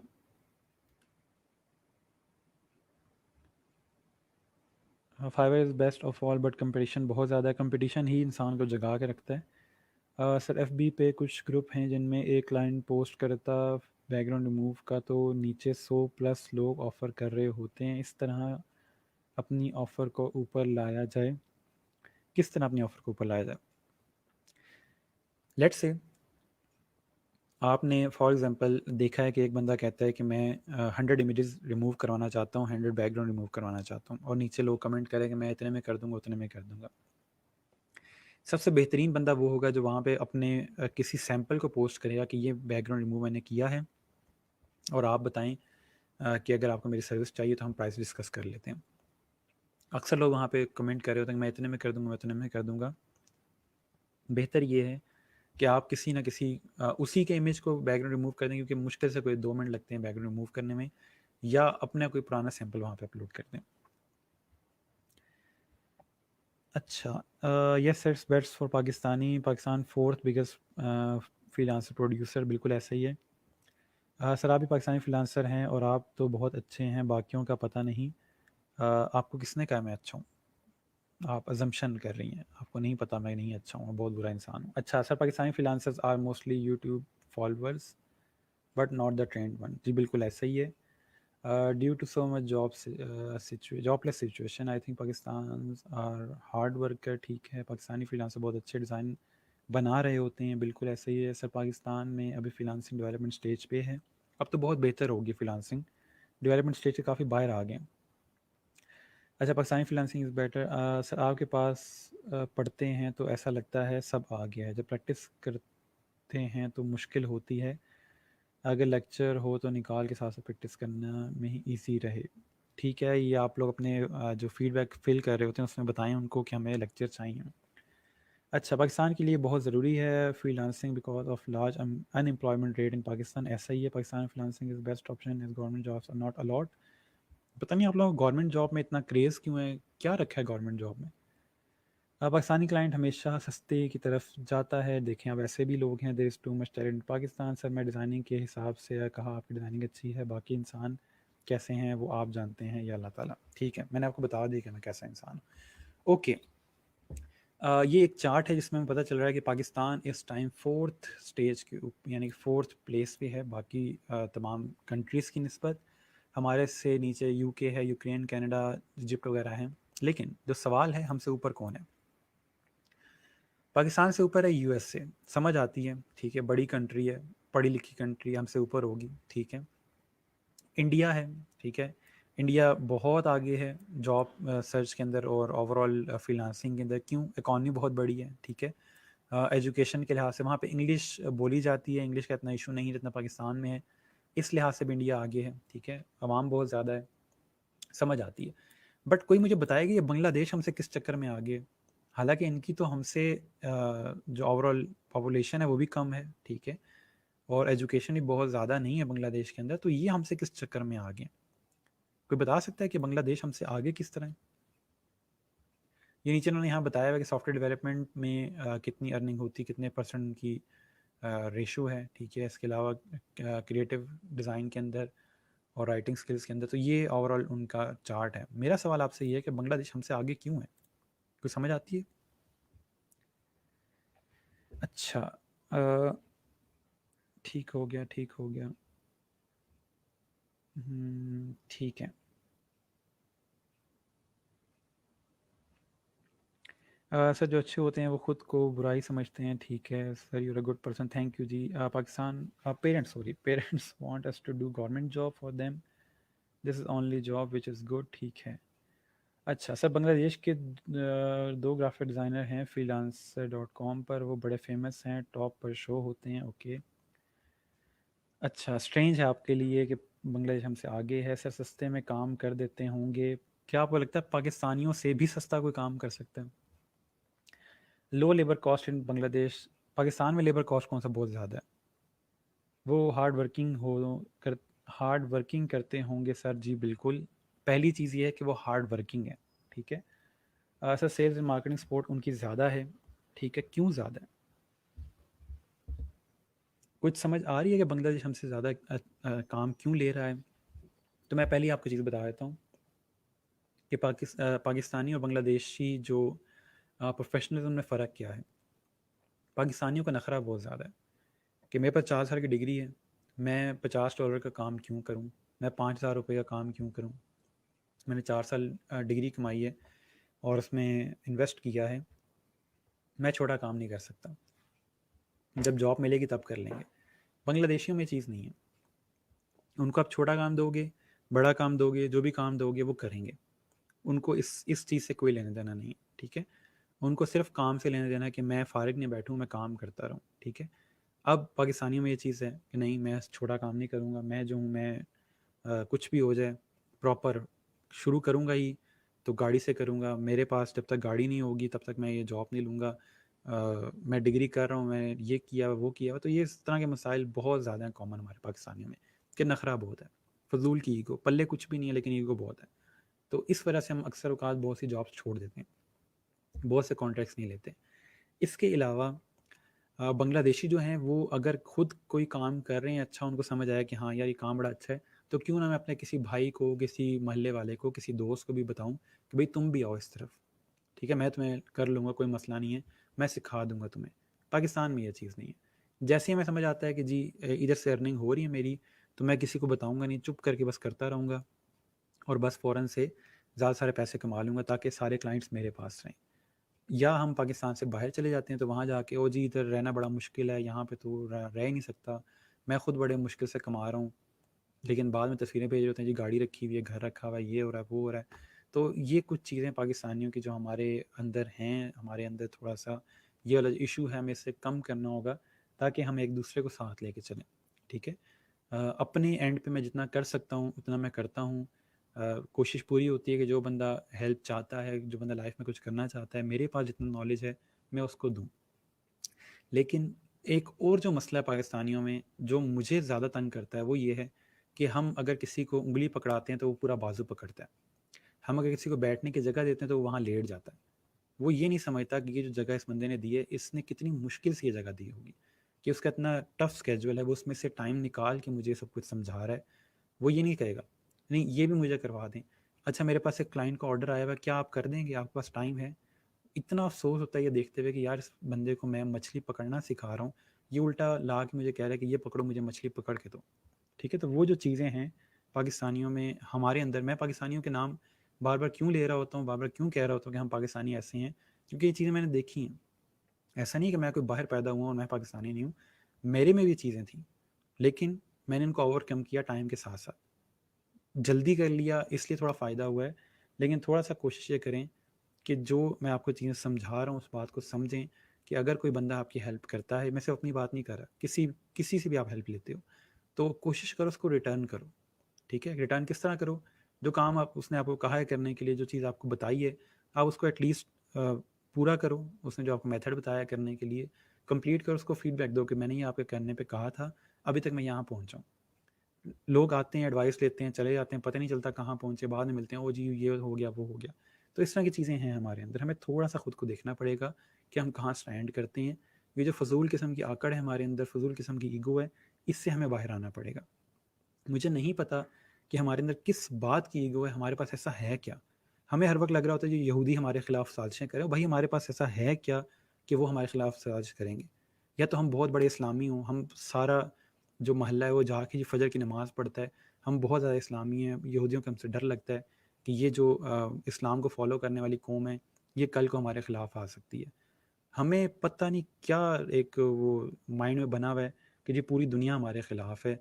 ये जो कोविड-19 आया है, इसमें जी ये किया गया है, पाकिस्तान को बंद करने की कोशिश है। भाई क्यों करेंगे वो बंद? जब हम खुद इस अपने एक तरह से बंद की तरफ जा रहे हैं, बैंकरप्सी की तरफ जा रहे हैं, कोई क्यों हमारा बुरा चाहेगा? ठीक है? थोड़ा-सा इस चीज़ से निकलें, दुनिया के साथ चलना सीखें, थोड़ा-सा बाहर आएँ, अपनी जो विज़न है उसको ब्रॉड करें कि मैं अपने मुल्क को क्या दे सकता हूँ। अपने एंड पे मैं महीने के काफ़ी डॉलर देके आ रहा हूँ, मुल्क के ख़ज़ाने में डॉलर ऐड कर रहा हूँ, बच्चों को सिखा रहा हूँ, तो मैं कह सकता हूँ ये बात, ठीक है? क्योंकि मैं अपने एंड के ऊपर जो मैं कर सकता हूँ, मैं कर रहा हूँ। आप अपने एंड पे देखो कि आप बैठ के बातें कर रहे हो कि ये नहीं हो रहा मुल्क में, वो नहीं हो रहा, आप खुद क्या कर रहे हो, ठीक है? कभी बाहर निकलें, पूछें किसी से क्या मसला है, क्या इश्यू है, तो थोड़ा-सा अपने आप को as a citizen, as a nation build up करें, ताकि कल को हम कह सकें कि हम एक नेशन हैं, ठीक है? हमने एक-दूसरे को साथ लेके चले हैं। और जहाँ तक बात है जी गवर्नमेंट के ऊपर हम लोग लगाना शुरू कर देते हैं, ये गवर्नमेंट हमारी ख़राब है। ये तो अल्लाह कहता है कि जैसे आप खुद होंगे वैसे ही आप पे गवर्नमेंट आएगी, तो वो बात वहाँ ख़त्म होगी। दूसरी चीज़ कि गवर्नमेंट हमारे अंदर से ही गई है, ठीक है? कोई बाहर से ला के लोग नहीं रखे गए, वो हम में से ही हैं, ठीक है? हम ही सेलेक्ट करते हैं या हम ही लेके आते हैं उनको या हम जिस तरह बिहेव करेंगे उसी तरह के लोग आगे आएँगे। तो थोड़ा कोशिश ये करें कि अगर आप खुद अच्छे होंगे तो टाइम के साथ-साथ लोग अच्छा होना शुरू हो जाएँगे। आप लोगों को बताएँ तो सही अच्छा इंसान होता किस तरह का है। जब आप लोगों को बताएँगे नहीं अच्छा इंसान कैसा होता है, तो फिर उनको कैसे पता चलेगा? आप एक अच्छा इंसान बनें, उनको बताएँ कि ये होता है एक अच्छा इंसान, ठीक है? आज के दौर में अच्छा इंसान बना जा सकता है और जब आप किसी का अच्छाई करते हो या कोई आपको देखता है कि ये बंदा इतना अच्छा है और वो खुद भी फिर अच्छा होना शुरू होता है, ठीक है? तो अगर आप इस इंतज़ार में रहेंगे कि लोग अच्छे होने शुरू हो जाएँगे, तो मैं भी अच्छा हो जाऊँगा, पॉसिबल ही नहीं, ठीक है? तो ये थोड़ा-सा आप लोगों को जगाने के लिए मैंने एक चीज़ बताई है कि हम कहाँ पे खड़े हैं इस टाइम। ठीक है? तो इंशाल्लाह हम कोशिश करेंगे कि पाकिस्तान को नंबर 1 पे लेके आएँ क्योंकि हमारे पास कमी कोई नहीं है। अगर बांग्लादेश जैसा मुल्क इतने कम रिसोर्सेज़ के साथ सेकंड पे आ सकता है, तो पाकिस्तान इतने अच्छे रिसोर्सेज़ के साथ फर्स्ट तक जा सकता है। ठीक है? श्रीलंका जैसे मुल्क जो हैं वो ई-रोज़गार को कॉपी करने का कह रहे हैं, वो इवन कि कह रहे हैं कि अपने ट्रेनर्स हमारे साथ सेंड करें, हमें बताएं कि किस तरह ओवरऑल आप ये ट्रेनिंग प्रोग्राम चला रहे हैं, ठीक है। तो इसलिए कोशिश करें कि अपने आप से बेहतर होना सीखें, बाकियों को छोड़ दें उनके हाल पे, ठीक है। यहाँ तक कोई क्वेश्चन हो तो जल्दी से बताएं, मैं आप लोगों को कमेंट्स देख लेता हूँ, फिर हम आगे चलते हैं। अच्छा, ठीक हो गया।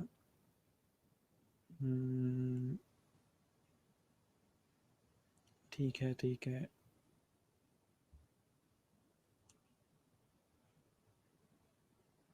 We expecting others to be फिर, ठीक है, ठीक है, ओके। तो आज से एटलीस्ट अपने साथ एक वादा करें कि मैं अपने आप से बेहतर हूँगा। मैं अब अपने आप से बेहतर होने का मतलब क्या है? थोड़ा सा खुद को देखें कि आप में लैग क्या करती है चीज़। अगर आप अपने आप को देखें जी, आप यहाँ पे किस टाइम आप बहुत ज़्यादा टीवी देख रहे होते हैं, किस टाइम गेम खेल रहे होते हैं या टाइम ज़ाया कर रहे होते हैं, ऐसे कौन से लोग हैं जो आपको लाइफ में पीछे की तरफ ड्रैग कर रहे हैं, उन लोगों से दूर जाएं। तो ओवरऑल अपने आप को एक दफ़ा छांट के देखें कि क्या अच्छी बातें हैं आप में और क्या बुरी बातें। खुद ब खुद आप बेहतर होना शुरू हो जाएंगे, ठीक है। इसको लीन प्रोसेस कहा जाता है और ये कंपनीज फॉलो करती हैं कि हमने हर दफ़ा खुद से बेहतर होना है। और जैपनीज़ जितनी कंपनी है, जैपनीज़ कंपनीज लीन प्रोसेस को फॉलो करती हैं और इसी वजह से जैपनीज़ टेक्नोलॉजी बहुत अच्छी है, क्योंकि जापान के पास ओवरऑल रिसोर्सेज बहुत कम है, उनके पास लैंड बहुत कम है और वो हर चीज़ बाहर से इंपोर्ट कर रहे होते हैं। और इसलिए उनकी कोशिश होती है कि जो भी हम ओवरऑल अपना क्रिएट करें वो इतना अच्छा हो कि वो दूसरे लोग परचेज़ करें। आपने जैपनीज़ घर देखे होंगे, वो छोटी-छोटी जगह पे रहती हैं क्योंकि उनके पास जगह है ही नहीं कोई काम करने की।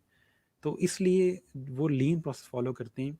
जो पाकिस्तान में जापानी गाड़ियाँ आती हैं उनमें एक सिर्फ़ अगर एक 2014 मॉडल है, एक 2015 मॉडल है, उन दोनों मॉडल्स में इतना ज़्यादा फ़र्क होगा कि वो टेक्नोलॉजी, हालाँकि आप 2004 जो तकरीबन 2013 या 2014 मॉडल होगा, आप देखोगे आपको लगेगा यार परफेक्ट गाड़ी, इसमें क्या और ऐड करना है। लेकिन स्टिल वो अगले मॉडल के अंदर कोई ना कोई चीज़ ऐड करेंगे, उसको बेहतर बनाएँगे। यही चीज़ पाकिस्तान में गाड़ी बन रही है, मेहरान पाकिस्तान के अंदर बन रही है, वो 1990 में भी वही थी जो आज 2020 में है। क्यों? हमें फ़र्क ही नहीं पड़ता, जो चीज़ चल रही है चलती रहे, चलने दो। तो ये जो चीज़ है हमारे अंदर, ये हमें गलत तरफ लेके जा रही है, हम आउटडेटेड होते जा रहे हैं, दुनिया से पीछे चलते जा रहे हैं, क्योंकि हम वहीं खड़े हैं जहाँ पे हम लोग 30 साल पहले थे। तो इन चीज़ों को थोड़ा समझना है। अब मैं चाहता हूँ कि तकरीबन आप लोगों को थोड़ा-सा आइडिया हो जाए कि हम कहाँ लैग कर रहे हैं, वरना मैं बोलता रहूँगा बैठ कर और आप लोग सुनते रहेंगे। मुझे सिर्फ इस जो ओवरऑल टाइम है, इसमें अफ़सोस ये होता है कि हमें कोई प्रॉपर तरबियत करने वाला, कोई समझाने वाला नहीं है।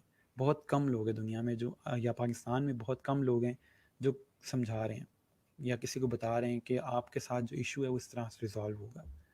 खैर जी, इसको फ़िलहाल हम यहीं पे रोकते हैं। अच्छा, अब हम ऐसा करते हैं कि हम लोग आज की जो असाइनमेंट है उसको देख लेते हैं। अच्छा, एक क्वेश्चन है, और सर अगर फैमिली हमें आगे ना जाने दे रही हो तो फिर क्या करना चाहिए, व्हाट डू यू सजेस्ट? ये एक बड़ा अच्छा सवाल है कि मेरी फैमिली नहीं चाहती कि मैं ये सब कुछ करूं, ठीक है। बहुत से लोगों को ये होता है कि जी मेरी फैमिली नहीं चाहती मैं जॉब करूं, या मेरी फैमिली कहती है कि आप घर बैठे हैं, जो भी ओवरऑल आपके इश्यूज़ हैं। पहला मेरा आपसे सवाल ये कि आपकी फैमिली जो आप कह रहे हैं, फैमिली में कौन है? क्या आपके पेरेंट्स कहते हैं आपको ये काम ना करने के लिए? ठीक है। अगर पेरेंट्स आपको कहते हैं कि आप ये काम ना करो, मत करो, क्योंकि उनकी खुशी से बढ़ के कुछ भी नहीं है। हम लाइफ में कुछ भी करते हैं ना, कुछ भी करते हैं, हमेशा खुशी की तलाश में कर रहे होते हैं, सुकून की तलाश में कर रहे होते हैं। जॉब कर रहे हैं आप, पैसे कमा रहे हैं, खुशी होगी कि चलो एटलीस्ट मेरे पास ये चीज़ है, ये मैं अपने जो भी ओवरऑल आपके खर्चे हैं पूरे कर सकते हैं, खुशी हो रही है आपको। हमेशा हर काम सुकून के लिए कर रहे होते हैं। तो अगर आप अपने वालदैन को खुश रख के सुकून में हैं तो फिर आपको जॉब की ज़रूरत नहीं है। अगर स्टिल आपको लगता है कि नहीं, मुझे जॉब करनी है, तो आप उनको कन्विंस करें। अगर वो कन्विंस होते हैं तो ठीक है, नहीं कन्विंस होते तो मत करें। पेरेंट्स की रज़ा के ख़िलाफ़ मत जाइएगा, बहुत ज़्यादा धक्के खाएंगे, बरकत नहीं होगी आपके काम में, ठीक है। तो पेरेंट्स से ज़्यादा ज़रूरी है। हाँ, अगर फैमिली में चाचे मामे और वो सारे आते हैं तो फिर उनको साइड पे करें, अपने पेरेंट्स से बात करें कि ये चीज़ है, अगर आप हाँ करेंगे तो मैं करूँगा या करूँगी, अगर आप मना कर देंगे तो मैं नहीं करूँगी, ठीक है। अच्छा, ठीक है। सर मेहरान पाकिस्तान में बनती है, जी बिल्कुल, असम्बली जो सारी इसकी है पाकिस्तान में ही है। अच्छा, my aim is always to be more better, ठीक हो गया। नहीं सर, हम आपकी बातें सुनकर उन पर एक्शन लेते हैं, जी ज़रूर लें एक्शन। ठीक है जी। अच्छा, हमारी एक आज छोटी सी असाइनमेंट है, उसको हम देखते हैं। असाइनमेंट ये है कि हमें एक अपने बॉस की ईमेल आई है, इमेजिन ये कर रहे हैं हम लोग। बॉस हमें ये कहता है कि जी मुझे 2 फ्रीलांसर्स चाहिए fiverr.com से, जो कि हमारा लोगो डिज़ाइन कर सकें, और मेरा जो बजट है वो $500 का है। मतलब अगर इसको हम थोड़ा सा और समझें तो हम एक नॉन टेक्निकल इंसान है जिसको डिज़ाइनिंग का बिल्कुल नहीं पता, और हमारे बॉस ने हमें जस्ट मैसेज किया है और या ईमेल की है कि जल्दी से fiverr.com से 2 फ्रीलांसर ढूंढो जो कि लोगो डिज़ाइन कर सकें और $500 के अंदर अंदर वो काम हो जाए। ठीक हो गया। अब थोड़ा सा बात को समझिएगा कि मैं आपको जो फाइवर है वो दूसरी तरफ से क्यों दिखा रहा हूँ, एज ए क्लाइंट फाइवर क्यों दिखा रहा हूँ। मैं समझता हूँ कि फ्रीलांसिंग जो है वो शिकार की तरह है। कुछ लोग यहाँ शिकारी हैं और कुछ लोग यहाँ पे शिकार हैं। या ओवरऑल अगर आप जॉब और फ्रीलांसिंग का कोई डिफरेंस देखो तो जॉब में ये होता है कि आपका जो महीने के एंड का है 30,000 20,000 जो भी ओवरऑल आपकी सैलरी है वो महीने के एंड में आपको मिल जानी है। ये जो लाइफ है ये वो भेड़ बकरियों वाली लाइफ है कि आपका जो मालिक है वो आपको सुबह लेके जाएगा, आपको बाहर से खिला पिला के और शाम को ला के आपको बंद कर देगा। आपको पता है कि मुझे खाना इस टाइम पे मिलना है, 30 दिन बाद मुझे इतने पैसे मिलेंगे, मैंने उसी में गुजारा करना है। मुझे अगर एक्स्ट्रा भूख लग रही है तो मुझे वेट करना है कि महीने के एंड में जब मुझे 30,000 मिलेंगे तभी मैं कुछ कर सकता हूँ। तो इसलिए वो एक भेड़ बकरियों की ज़िंदगी है। फ्रीलांसर की लाइफ थोड़ी डिफरेंट है। उसकी लाइफ है शेर वाली, कि जब उसको भूख लगेगी वो शिकार करेगा।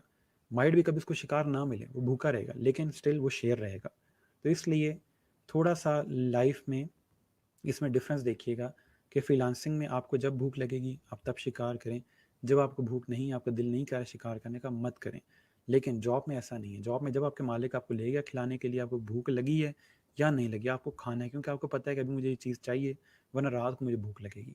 तो इसलिए थोड़ा सा हम अब जो फाइबर है उसको भी एक एज अ जंगल देखेंगे, क्योंकि वो भी एक जंगल के कानून की तरह, वहाँ पे कुछ शिकारी हैं और कुछ शिकार हैं।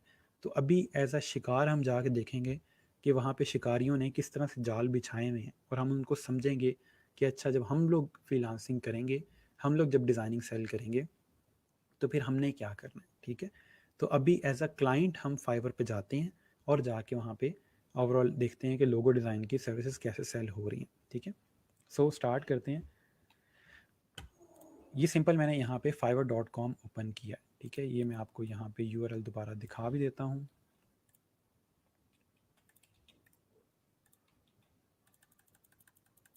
ठीक है जी, ये यूआरएल है fiverr.com का। वैसे तो मैंने इसके अंदर भी यहाँ पे लिखा हुआ था। अच्छा, अब हमने इसको ओपन किया। अगर हम यहाँ पे देखें तो इस पर पहली चीज़ लिखी है find perfect freelance services for your business. तो हमें तो एग्जैक्ट यही चीज़ चाहिए, हमें तो फ्रीलांसर्स चाहिए अपने बिजनेस के लिए। ठीक है, अब मैं आता हूँ वापस और यहाँ पे देखता हूँ कि यहाँ पे क्या कुछ मौजूद है। उन्होंने कहा है कि जी हमारे साथ फेसबुक गूगल नेटफ्लिक्स वाले भी यहाँ से फ्रीलांसर्स को हायर करते हैं, तो ये तो बहुत अच्छी बात है। उसके बाद ने कहा हुआ क्या है, build your brand logo design. अच्छा, ये तो सब कुछ यहाँ पे वही है जो मुझे चाहिए। उसके बाद वो कहते हैं जी पेमेंट प्रोटेक्शन है यहाँ पे, प्राइस फ़ौरन आपको पता चल जाती है कितने पैसे लगेंगे, और 24/7 यहाँ पे काम हो रहा है, बेहतरीन। ठीक है, यहाँ पे अगर हम देखें तो डिफरेंट लोगों के काम नज़र आ रहे हैं। ठीक है, थोड़ा सा कन्फ्यूजन है यहाँ पे, कंफ्यूज हो रहे हैं कि पता नहीं क्या कुछ यहाँ पे लिखा हुआ है। बट यहाँ पे टॉप पे हमारे पास सर्च बार है, इसके अंदर हमें जो चीज़ चाहिए वो सिंपल हम यहाँ पे सर्च कर लेंगे कि हमें लोगो डिज़ाइन के लिए काम चाहिए, एक फ्रीलांसर चाहिए। सर्च किया हमने तो हमारे सामने यहाँ पे मल्टीपल सर्च के वो जो भी रिजल्ट है वो आ गए। अब इसमें मसला क्या है कि हमें हमारे सीईओ ने कहा है कि $500 के अंदर हमने काम करना है। यहाँ पे जो प्राइस आ रही है वो सारे रुपीज़ में है। तो हम पहले क्या करेंगे, टॉप पे जाएंगे, यहाँ से इसको डॉलर में कन्वर्ट करेंगे, या टॉप पे लिखा हुआ है PKR, यहाँ से US डॉलर्स। तो ये सारी रिफ़्रेश होंगी और नीचे अब सारे हमें डॉलर्स में प्राइसिंग नज़र आएगी। अब अगर हम यहाँ पे देखें तो मिक्स डिज़ाइन है। ठीक है, $800 वाला भी है, ठीक है, 50 वाला भी है, 40 वाला भी, सब एक ही सफ़ में खड़े हुए हैं। ये 500 के अंदर करके दे रहा है design brand identity and logo design. इसको ओपन कर लेते हैं और देखें अगर हम यहाँ पे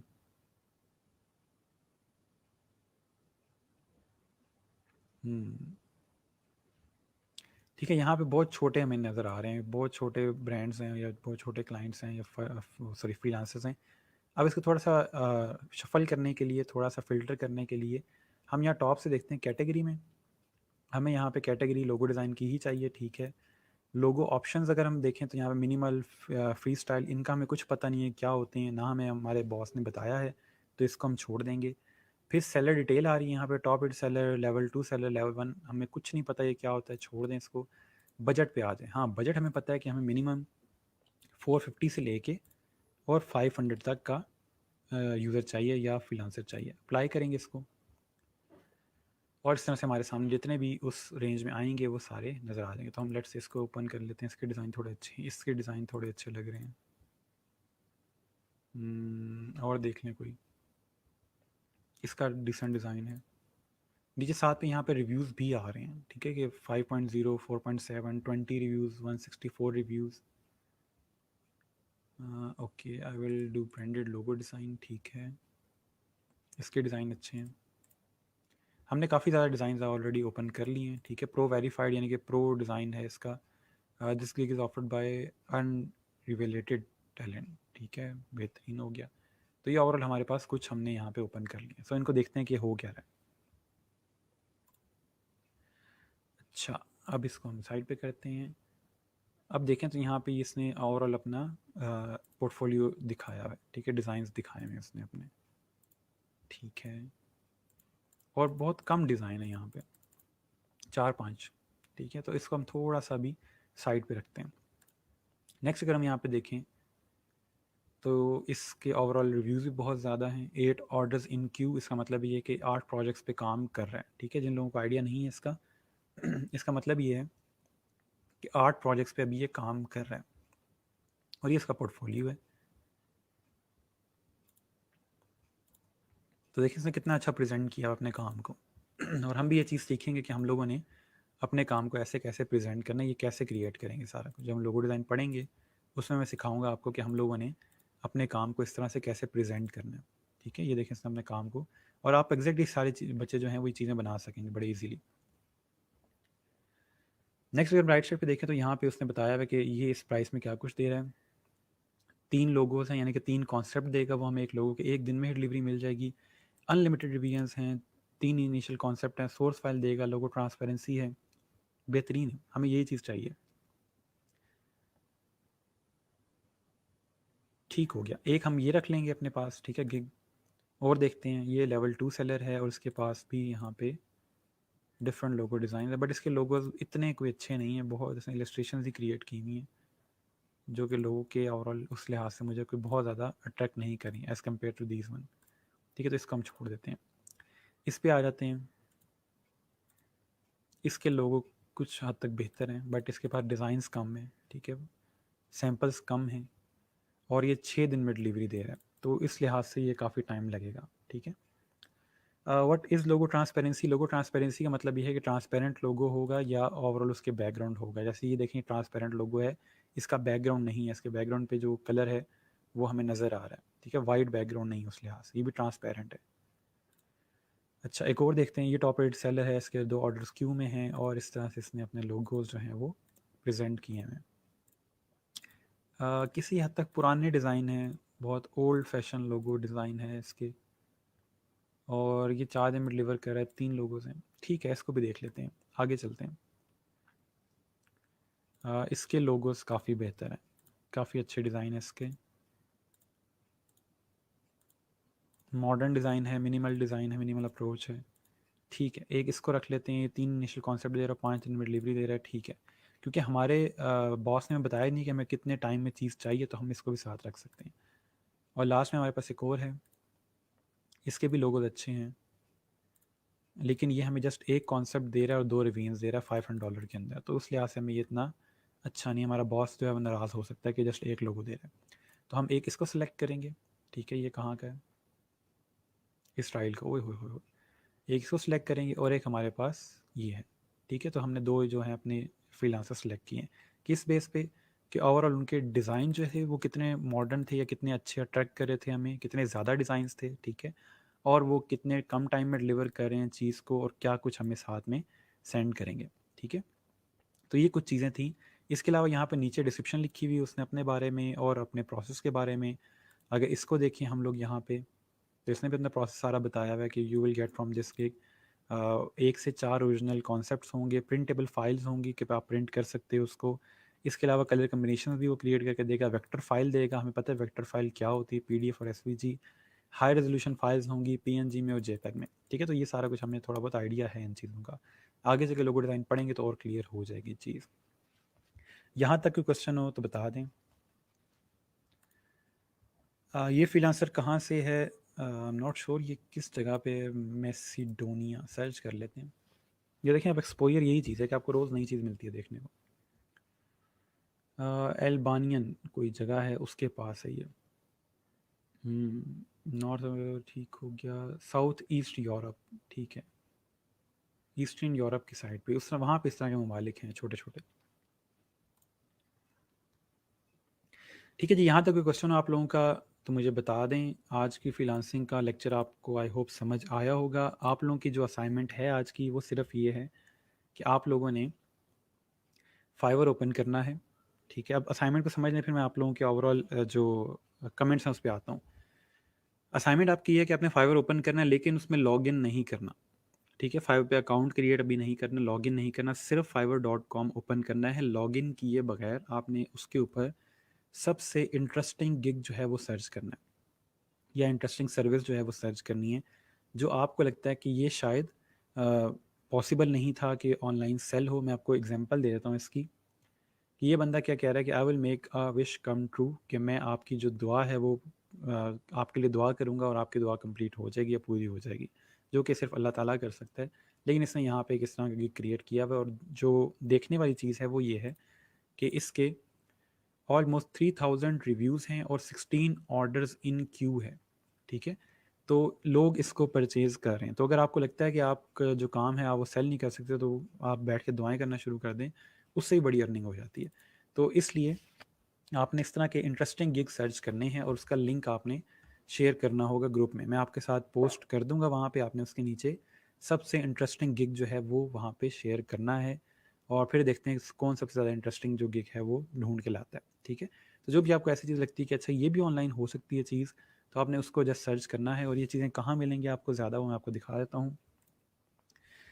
यहाँ पे एक कैटेगरी है लाइफस्टाइल की, इसके अंदर बहुत ज़्यादा चीज़ें आपको मिलेंगी, ठीक है। उसके अलावा यस, लाइफस्टाइल के अंदर ही अदर्स का ऑप्शन है, तो यहाँ पे नॉर्मली आपको काफ़ी कुछ मिल सकता है, ठीक है। तो और भी आप राइटिंग, डिजिटल मार्केटिंग और म्यूज़िक वगैरह की चीज़ें देखिएगा ऑनलाइन, इसके अंदर देखें सारा कुछ, फिर आपको आइडिया होगा कि कौन सी चीज़ ज़्यादा बिकती है, ठीक है। गिग का मीनिंग क्या है, गिग किसको कहते हैं? गिग सर्विस को कहा जाता है। फाइवर उसको गिग का नाम देता है, नॉर्मली इसको हम सर्विस कहते हैं। ये एक सर्विस दे रहा है मॉडर्न मिनिमलिस्ट लोगों की, फाइवर इसको गिग का नाम देता है, ठीक है। तो आप लोगों ने गिग सर्च करना है या सर्विस सर्च करनी है, जो भी आपको ठीक लगे। ओके, अब यहाँ तक क्वेश्चन है तो बता दें, फिर हम आगे चलते हैं आप लोगों के कमेंट्स पे। और कोई बच्चा अगर ज्वाइन करना चाहता है आज की स्ट्रीमिंग को, कोई क्वेश्चन उसका तो बता दें। मैं आपके साथ लिंक भी शेयर कर देता हूँ। अगर आपने स्ट्रीमिंग को ज्वाइन करना है तो कमेंट कर दें ताकि मैं लिंक शेयर करूँ। ओके जी, ठीक हो गया। अच्छा जी, ऐसे पेरेंट्स की बात में चाहते हैं लगे हैं वो समझ नहीं आ रही हैं, हम फिर भी नुकसान होता है। बिल्कुल सर, पेरेंट्स की दुआएं वगैरह कुछ नहीं, ठीक है।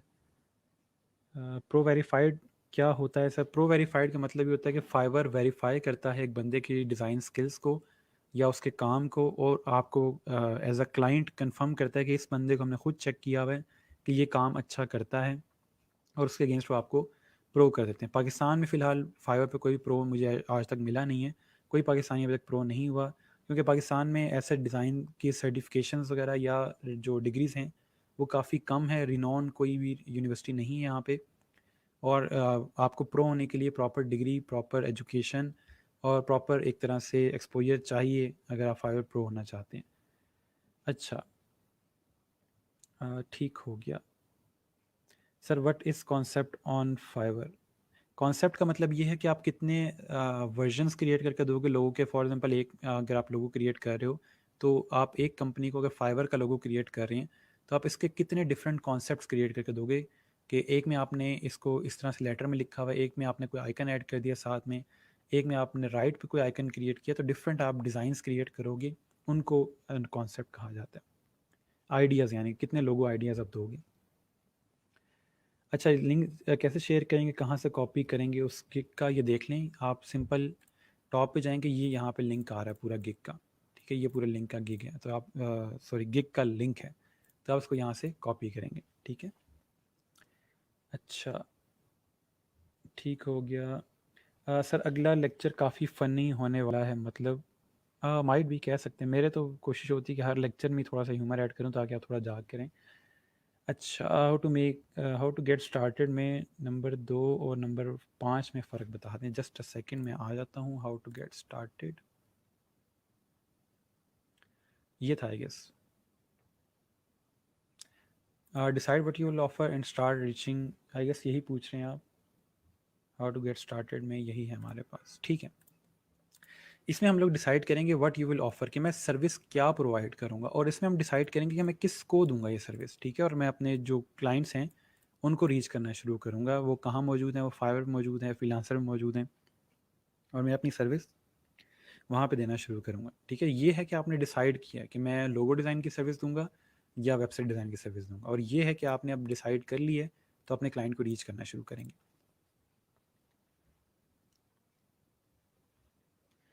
2 रिवीजन्स एक गिग में था सर, तो क्या वो 2 बार के बाद काम नहीं करेगा? नहीं, वो फिर नहीं करेगा, उसका जो गिग है वो कंप्लीट हो जाएगा। अगर वो 2 चेंजेस करवा लेता है तो उसके बाद वो रिवीजन्स नहीं करेगा। ठीक है सर, मुझे क्लिपिंग मास्क का इशू है, बहुत प्रैक्टिस की है। मैं यहाँ पे लिंक शेयर कर रहा हूँ, आप मुझे ज्वाइन करो और हम लोग फिर आपका जो इशू है उसको रिजॉल्व कर लेते हैं।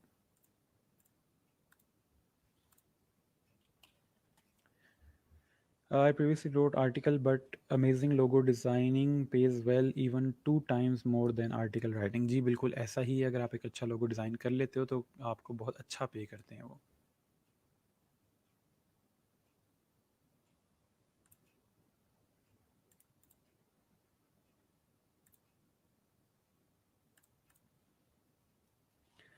अच्छा जी, सर मैं फ़ोटोशॉप में पिक्चर ड्रैग करता हूँ तो काफ़ी डेट दफ़ा एरर आ जाता है, could not complete your request because of a program error.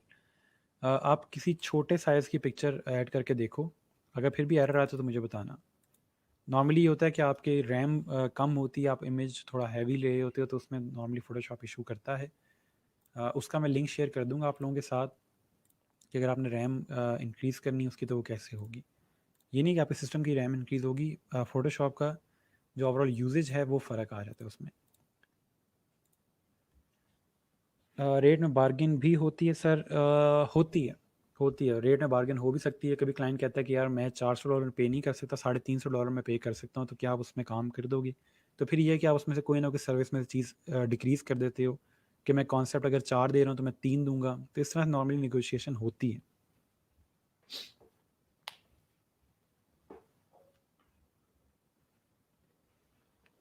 Okay जी, आज का लेक्चर यहाँ पे ख़त्म होता है। होप आप लोगों को चीज़ समझ आएंगी। कल से हम लोग फाइवर को स्टार्ट करेंगे और इसके अंदर से देखेंगे कि फाइवर अंदर से कैसा है, बैकएंड कैसा है, सेलर के लिए चीज़ कैसे काम करती है, ठीक है।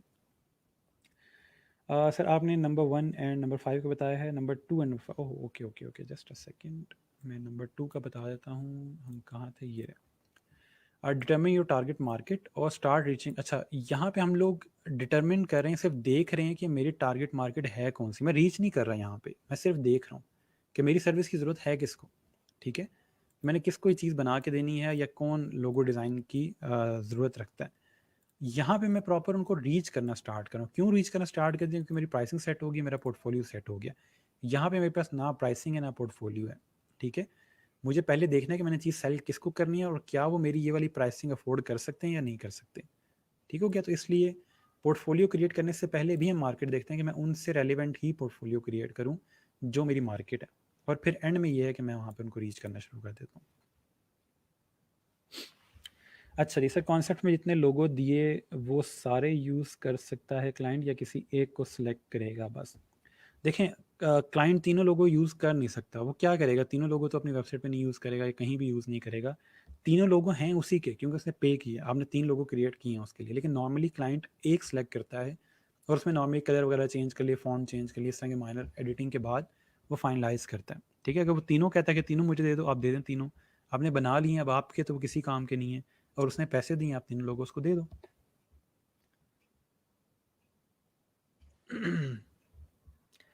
सर इस बारे में अगेन बताइएगा, मुझे समझ नहीं है किस बारे में, दोबारा मुझे बताइएगा। अच्छा,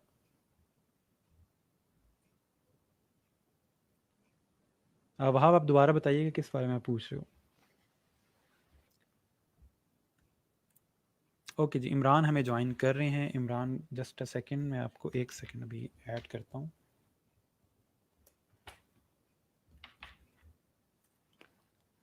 ओके जी इमरान, आपको मेरी आवाज़ आ रही है? एक सेकंड, आई गेस आप म्यूट हो। अस्सलाम वालेकुम इमरान, आपको मेरी आवाज़ आ रही है? वालेकुम अस्सलाम, मुझे सर आ रही है। ओके इमरान, आपकी स्क्रीन में से शेयर हो रही है, बताओ क्या इशू आ रहा है? सर ये जब मैं टेक्स्ट पे क्लिपिंग मास्क अप्लाई करता हूँ, ये मैंने किया। दोबारा ये क्लिक सर करो उसको। ठीक है। सर आ रही है हाँ सर। हाँ ये मैं जब ड्रैग सिलेक्शन टूल करके करता हूँ तो ये मेरे से ऊपर से ड्रैग नहीं होता। दोबारा साइड पे क्लिक करो, डायरेक्ट सिलेक्शन टूल सेलेक्ट करो, अब ड्रैग करो इसको। ठीक है ठीक है, अब इसको ड्रैग करो सिंपल, इमेज को, नहीं इमेज होता को। ये। नहीं नहीं, आप इमेज को ड्रैग नहीं कर रहे, आप साइड, हाँ यहाँ पे अब ड्रैग करो, छोड़ दो, साइड पे क्लिक करो।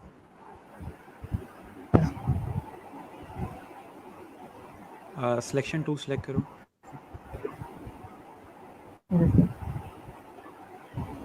अब इस पर डबल क्लिक करो,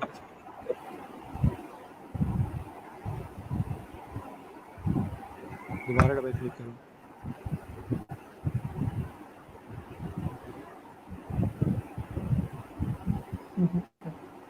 नहीं नहीं, डबल क्लिक करोगे तो आप हाँ इमेज मोड में आ गए। अब इस इमेज को मूव कर लो जैसे मर्जी, इमेज को नीचे की तरफ मूव करो, इमेज को, इमेज को, इमेज को, लेटर्स को, हाँ नीचे मूव करो इसको। आप साइड पे क्लिक्स बहुत ज़्यादा कर रहे हो, दोबारा डबल क्लिक करो इसके ऊपर।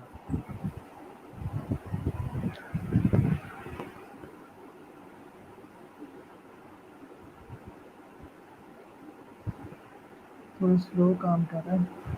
हाँ कोई मसला नहीं, इमेज पे क्लिक करोगे ना तो फिर वो डायरेक्ट उसमें जाएगा, आइसोलेशन मोड में। इमेज पे क्लिक कर रहा हूँ, अब हो रहा है सर। हाँ अब इसको सर नीचे वो मूव ड्रैग करो, सिलेक्शन टूल के जरिए क्यों नहीं होता है? डायरेक्ट सिलेक्शन से भी हो जाएगा। डायरेक्ट सिलेक्शन से आप डबल क्लिक कर देते हो, आप सिंगल क्लिक से ड्रैग करोगे तब हो जाएगा। साइड पे सर क्लिक ये करके ना सिंगल क्लिक से ड्रैग करो। अभी अभी साइड पे डबल क्लिक करो ताकि आप आइसोलेशन मोड से बाहर आओ। मैं सिंगल क्लिक अब करता हूँ। ठीक है, अब सिर्फ इमेज को ड्रैग करना है आपने, जहाँ पे इमेज आपको नज़र आ रहा है उसको ड्रैग करो, आप दरमियान से पकड़ के उसको क्लिक कर रहे हो।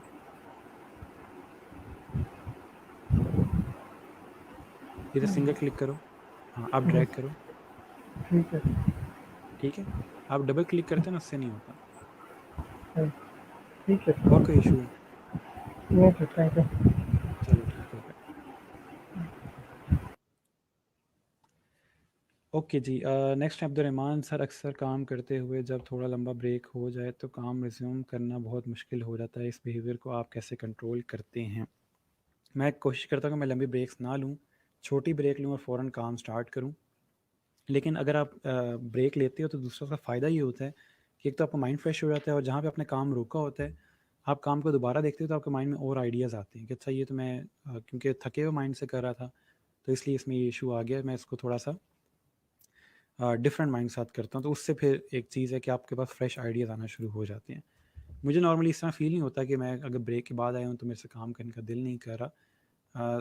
थोड़ी सी कोशिश किया करें, अगर आपको दोबारा काम करने का दिल नहीं कर रहा तो आप बेशक डेस्क पर बैठ के काम ना करें, आप वैसे ही थोड़ा सा अपने माइंड को फ्रेश करने के लिए कोई मोटिवेशनल वीडियोज़ वगैरह या डिज़ाइन से रेलिवेंट कोई वीडियोज़ वगैरह देखना शुरू करें, फिर बाद में दोबारा काम की तरफ आएँ। डायरेक्ट काम पे जाएंगे तो शायद दिल ना करें। अच्छा, ये 2 रिवीजन्स 1 गिग में था सर, तो क्या वो 2 बार के बाद काम नहीं करेगा? जी बिल्कुल ऐसा ही है। अगर आप 2 रिवीजन्स का कह देते हैं कि मैं जस्ट 2 रिवीजन्स करूँगा तो उसके बाद आपका प्रोजेक्ट कंप्लीट हो जाता है, और क्लाइंट अगर मज़ीद रिवीजन्स करवाना चाहता है तो आपको एक्स्ट्रा पे करता है। ठीक है, तो इस तरह से नॉर्मल रिवीजन्स काम कर रही होती हैं। अच्छा जी, सर अगर क्लाइंट लोगो पसंद नहीं आते तो पहली चीज़ ये कि हम लोगो बनाते इतने अच्छे हैं कि उसको पसंद आ जाए, बट स्टिल अगर उसको पसंद नहीं आ रहे होते तो हमारी शुरू में कोशिश होती है कि हम उससे सैम्पल्स लें या हम उसको कोई डिज़ाइन इस तरह के दिखाएं कि जिससे वो हमें बता सके कि उसको लोगो किस तरह का चाहिए। इसलिए हम जितनी अच्छी कम्युनिकेशन करेंगे उसके साथ, उतना ईजी है हमारे लिए समझना कि उसको क्या चीज़ चाहिए, ठीक है, क्या रिक्वायरमेंट है उसकी। और फिर उसके बाद ये है कि हम लोग अपने हिसाब से लोगो डिज़ाइन करते हैं। लेट्स से आपने 3 लोगो डिज़ाइन करके दिए, उसको स्टिल पसंद नहीं आ रहे, तो आप उससे पूछते हैं कि आपको क्या चीज़ मिसिंग है इसके अंदर, आपको क्या चीज़ पसंद नहीं आ रही। हम उसको और क्लियर करते हैं, बजाय इसके क्लाइंट कहता रहे नहीं 3 और बना के दिखाओ मुझे ये पसंद नहीं आए, तो वो जो पसंद नहीं है आपको क्या चीज़ पसंद नहीं आई इसके अंदर, आप क्या चीज़ एक्सपेक्ट कर रहे हैं, ठीक है, तो हम कम्युनिकेशन करते हैं। ठीक है जी, इसको फिर मैं यहाँ पे क्लोज़ करता हूँ। अगर कोई और ज्वाइन करना चाहता है तो मुझे बता दें। यहाँ पे और हमारे साथ भी कोई नहीं है, इमरान ही थे, उनका इशू रिज़ॉल्व हो गया। ठीक है जी, इसको फिर मैं यहाँ पे क्लोज़ करता हूँ। इंशाल्लाह हम लोग कल फाइवर स्टार्ट करेंगे। तब तक के लिए अपना ख्याल रखिएगा, दुआ में याद रखिएगा। अल्लाह हाफ़िज़।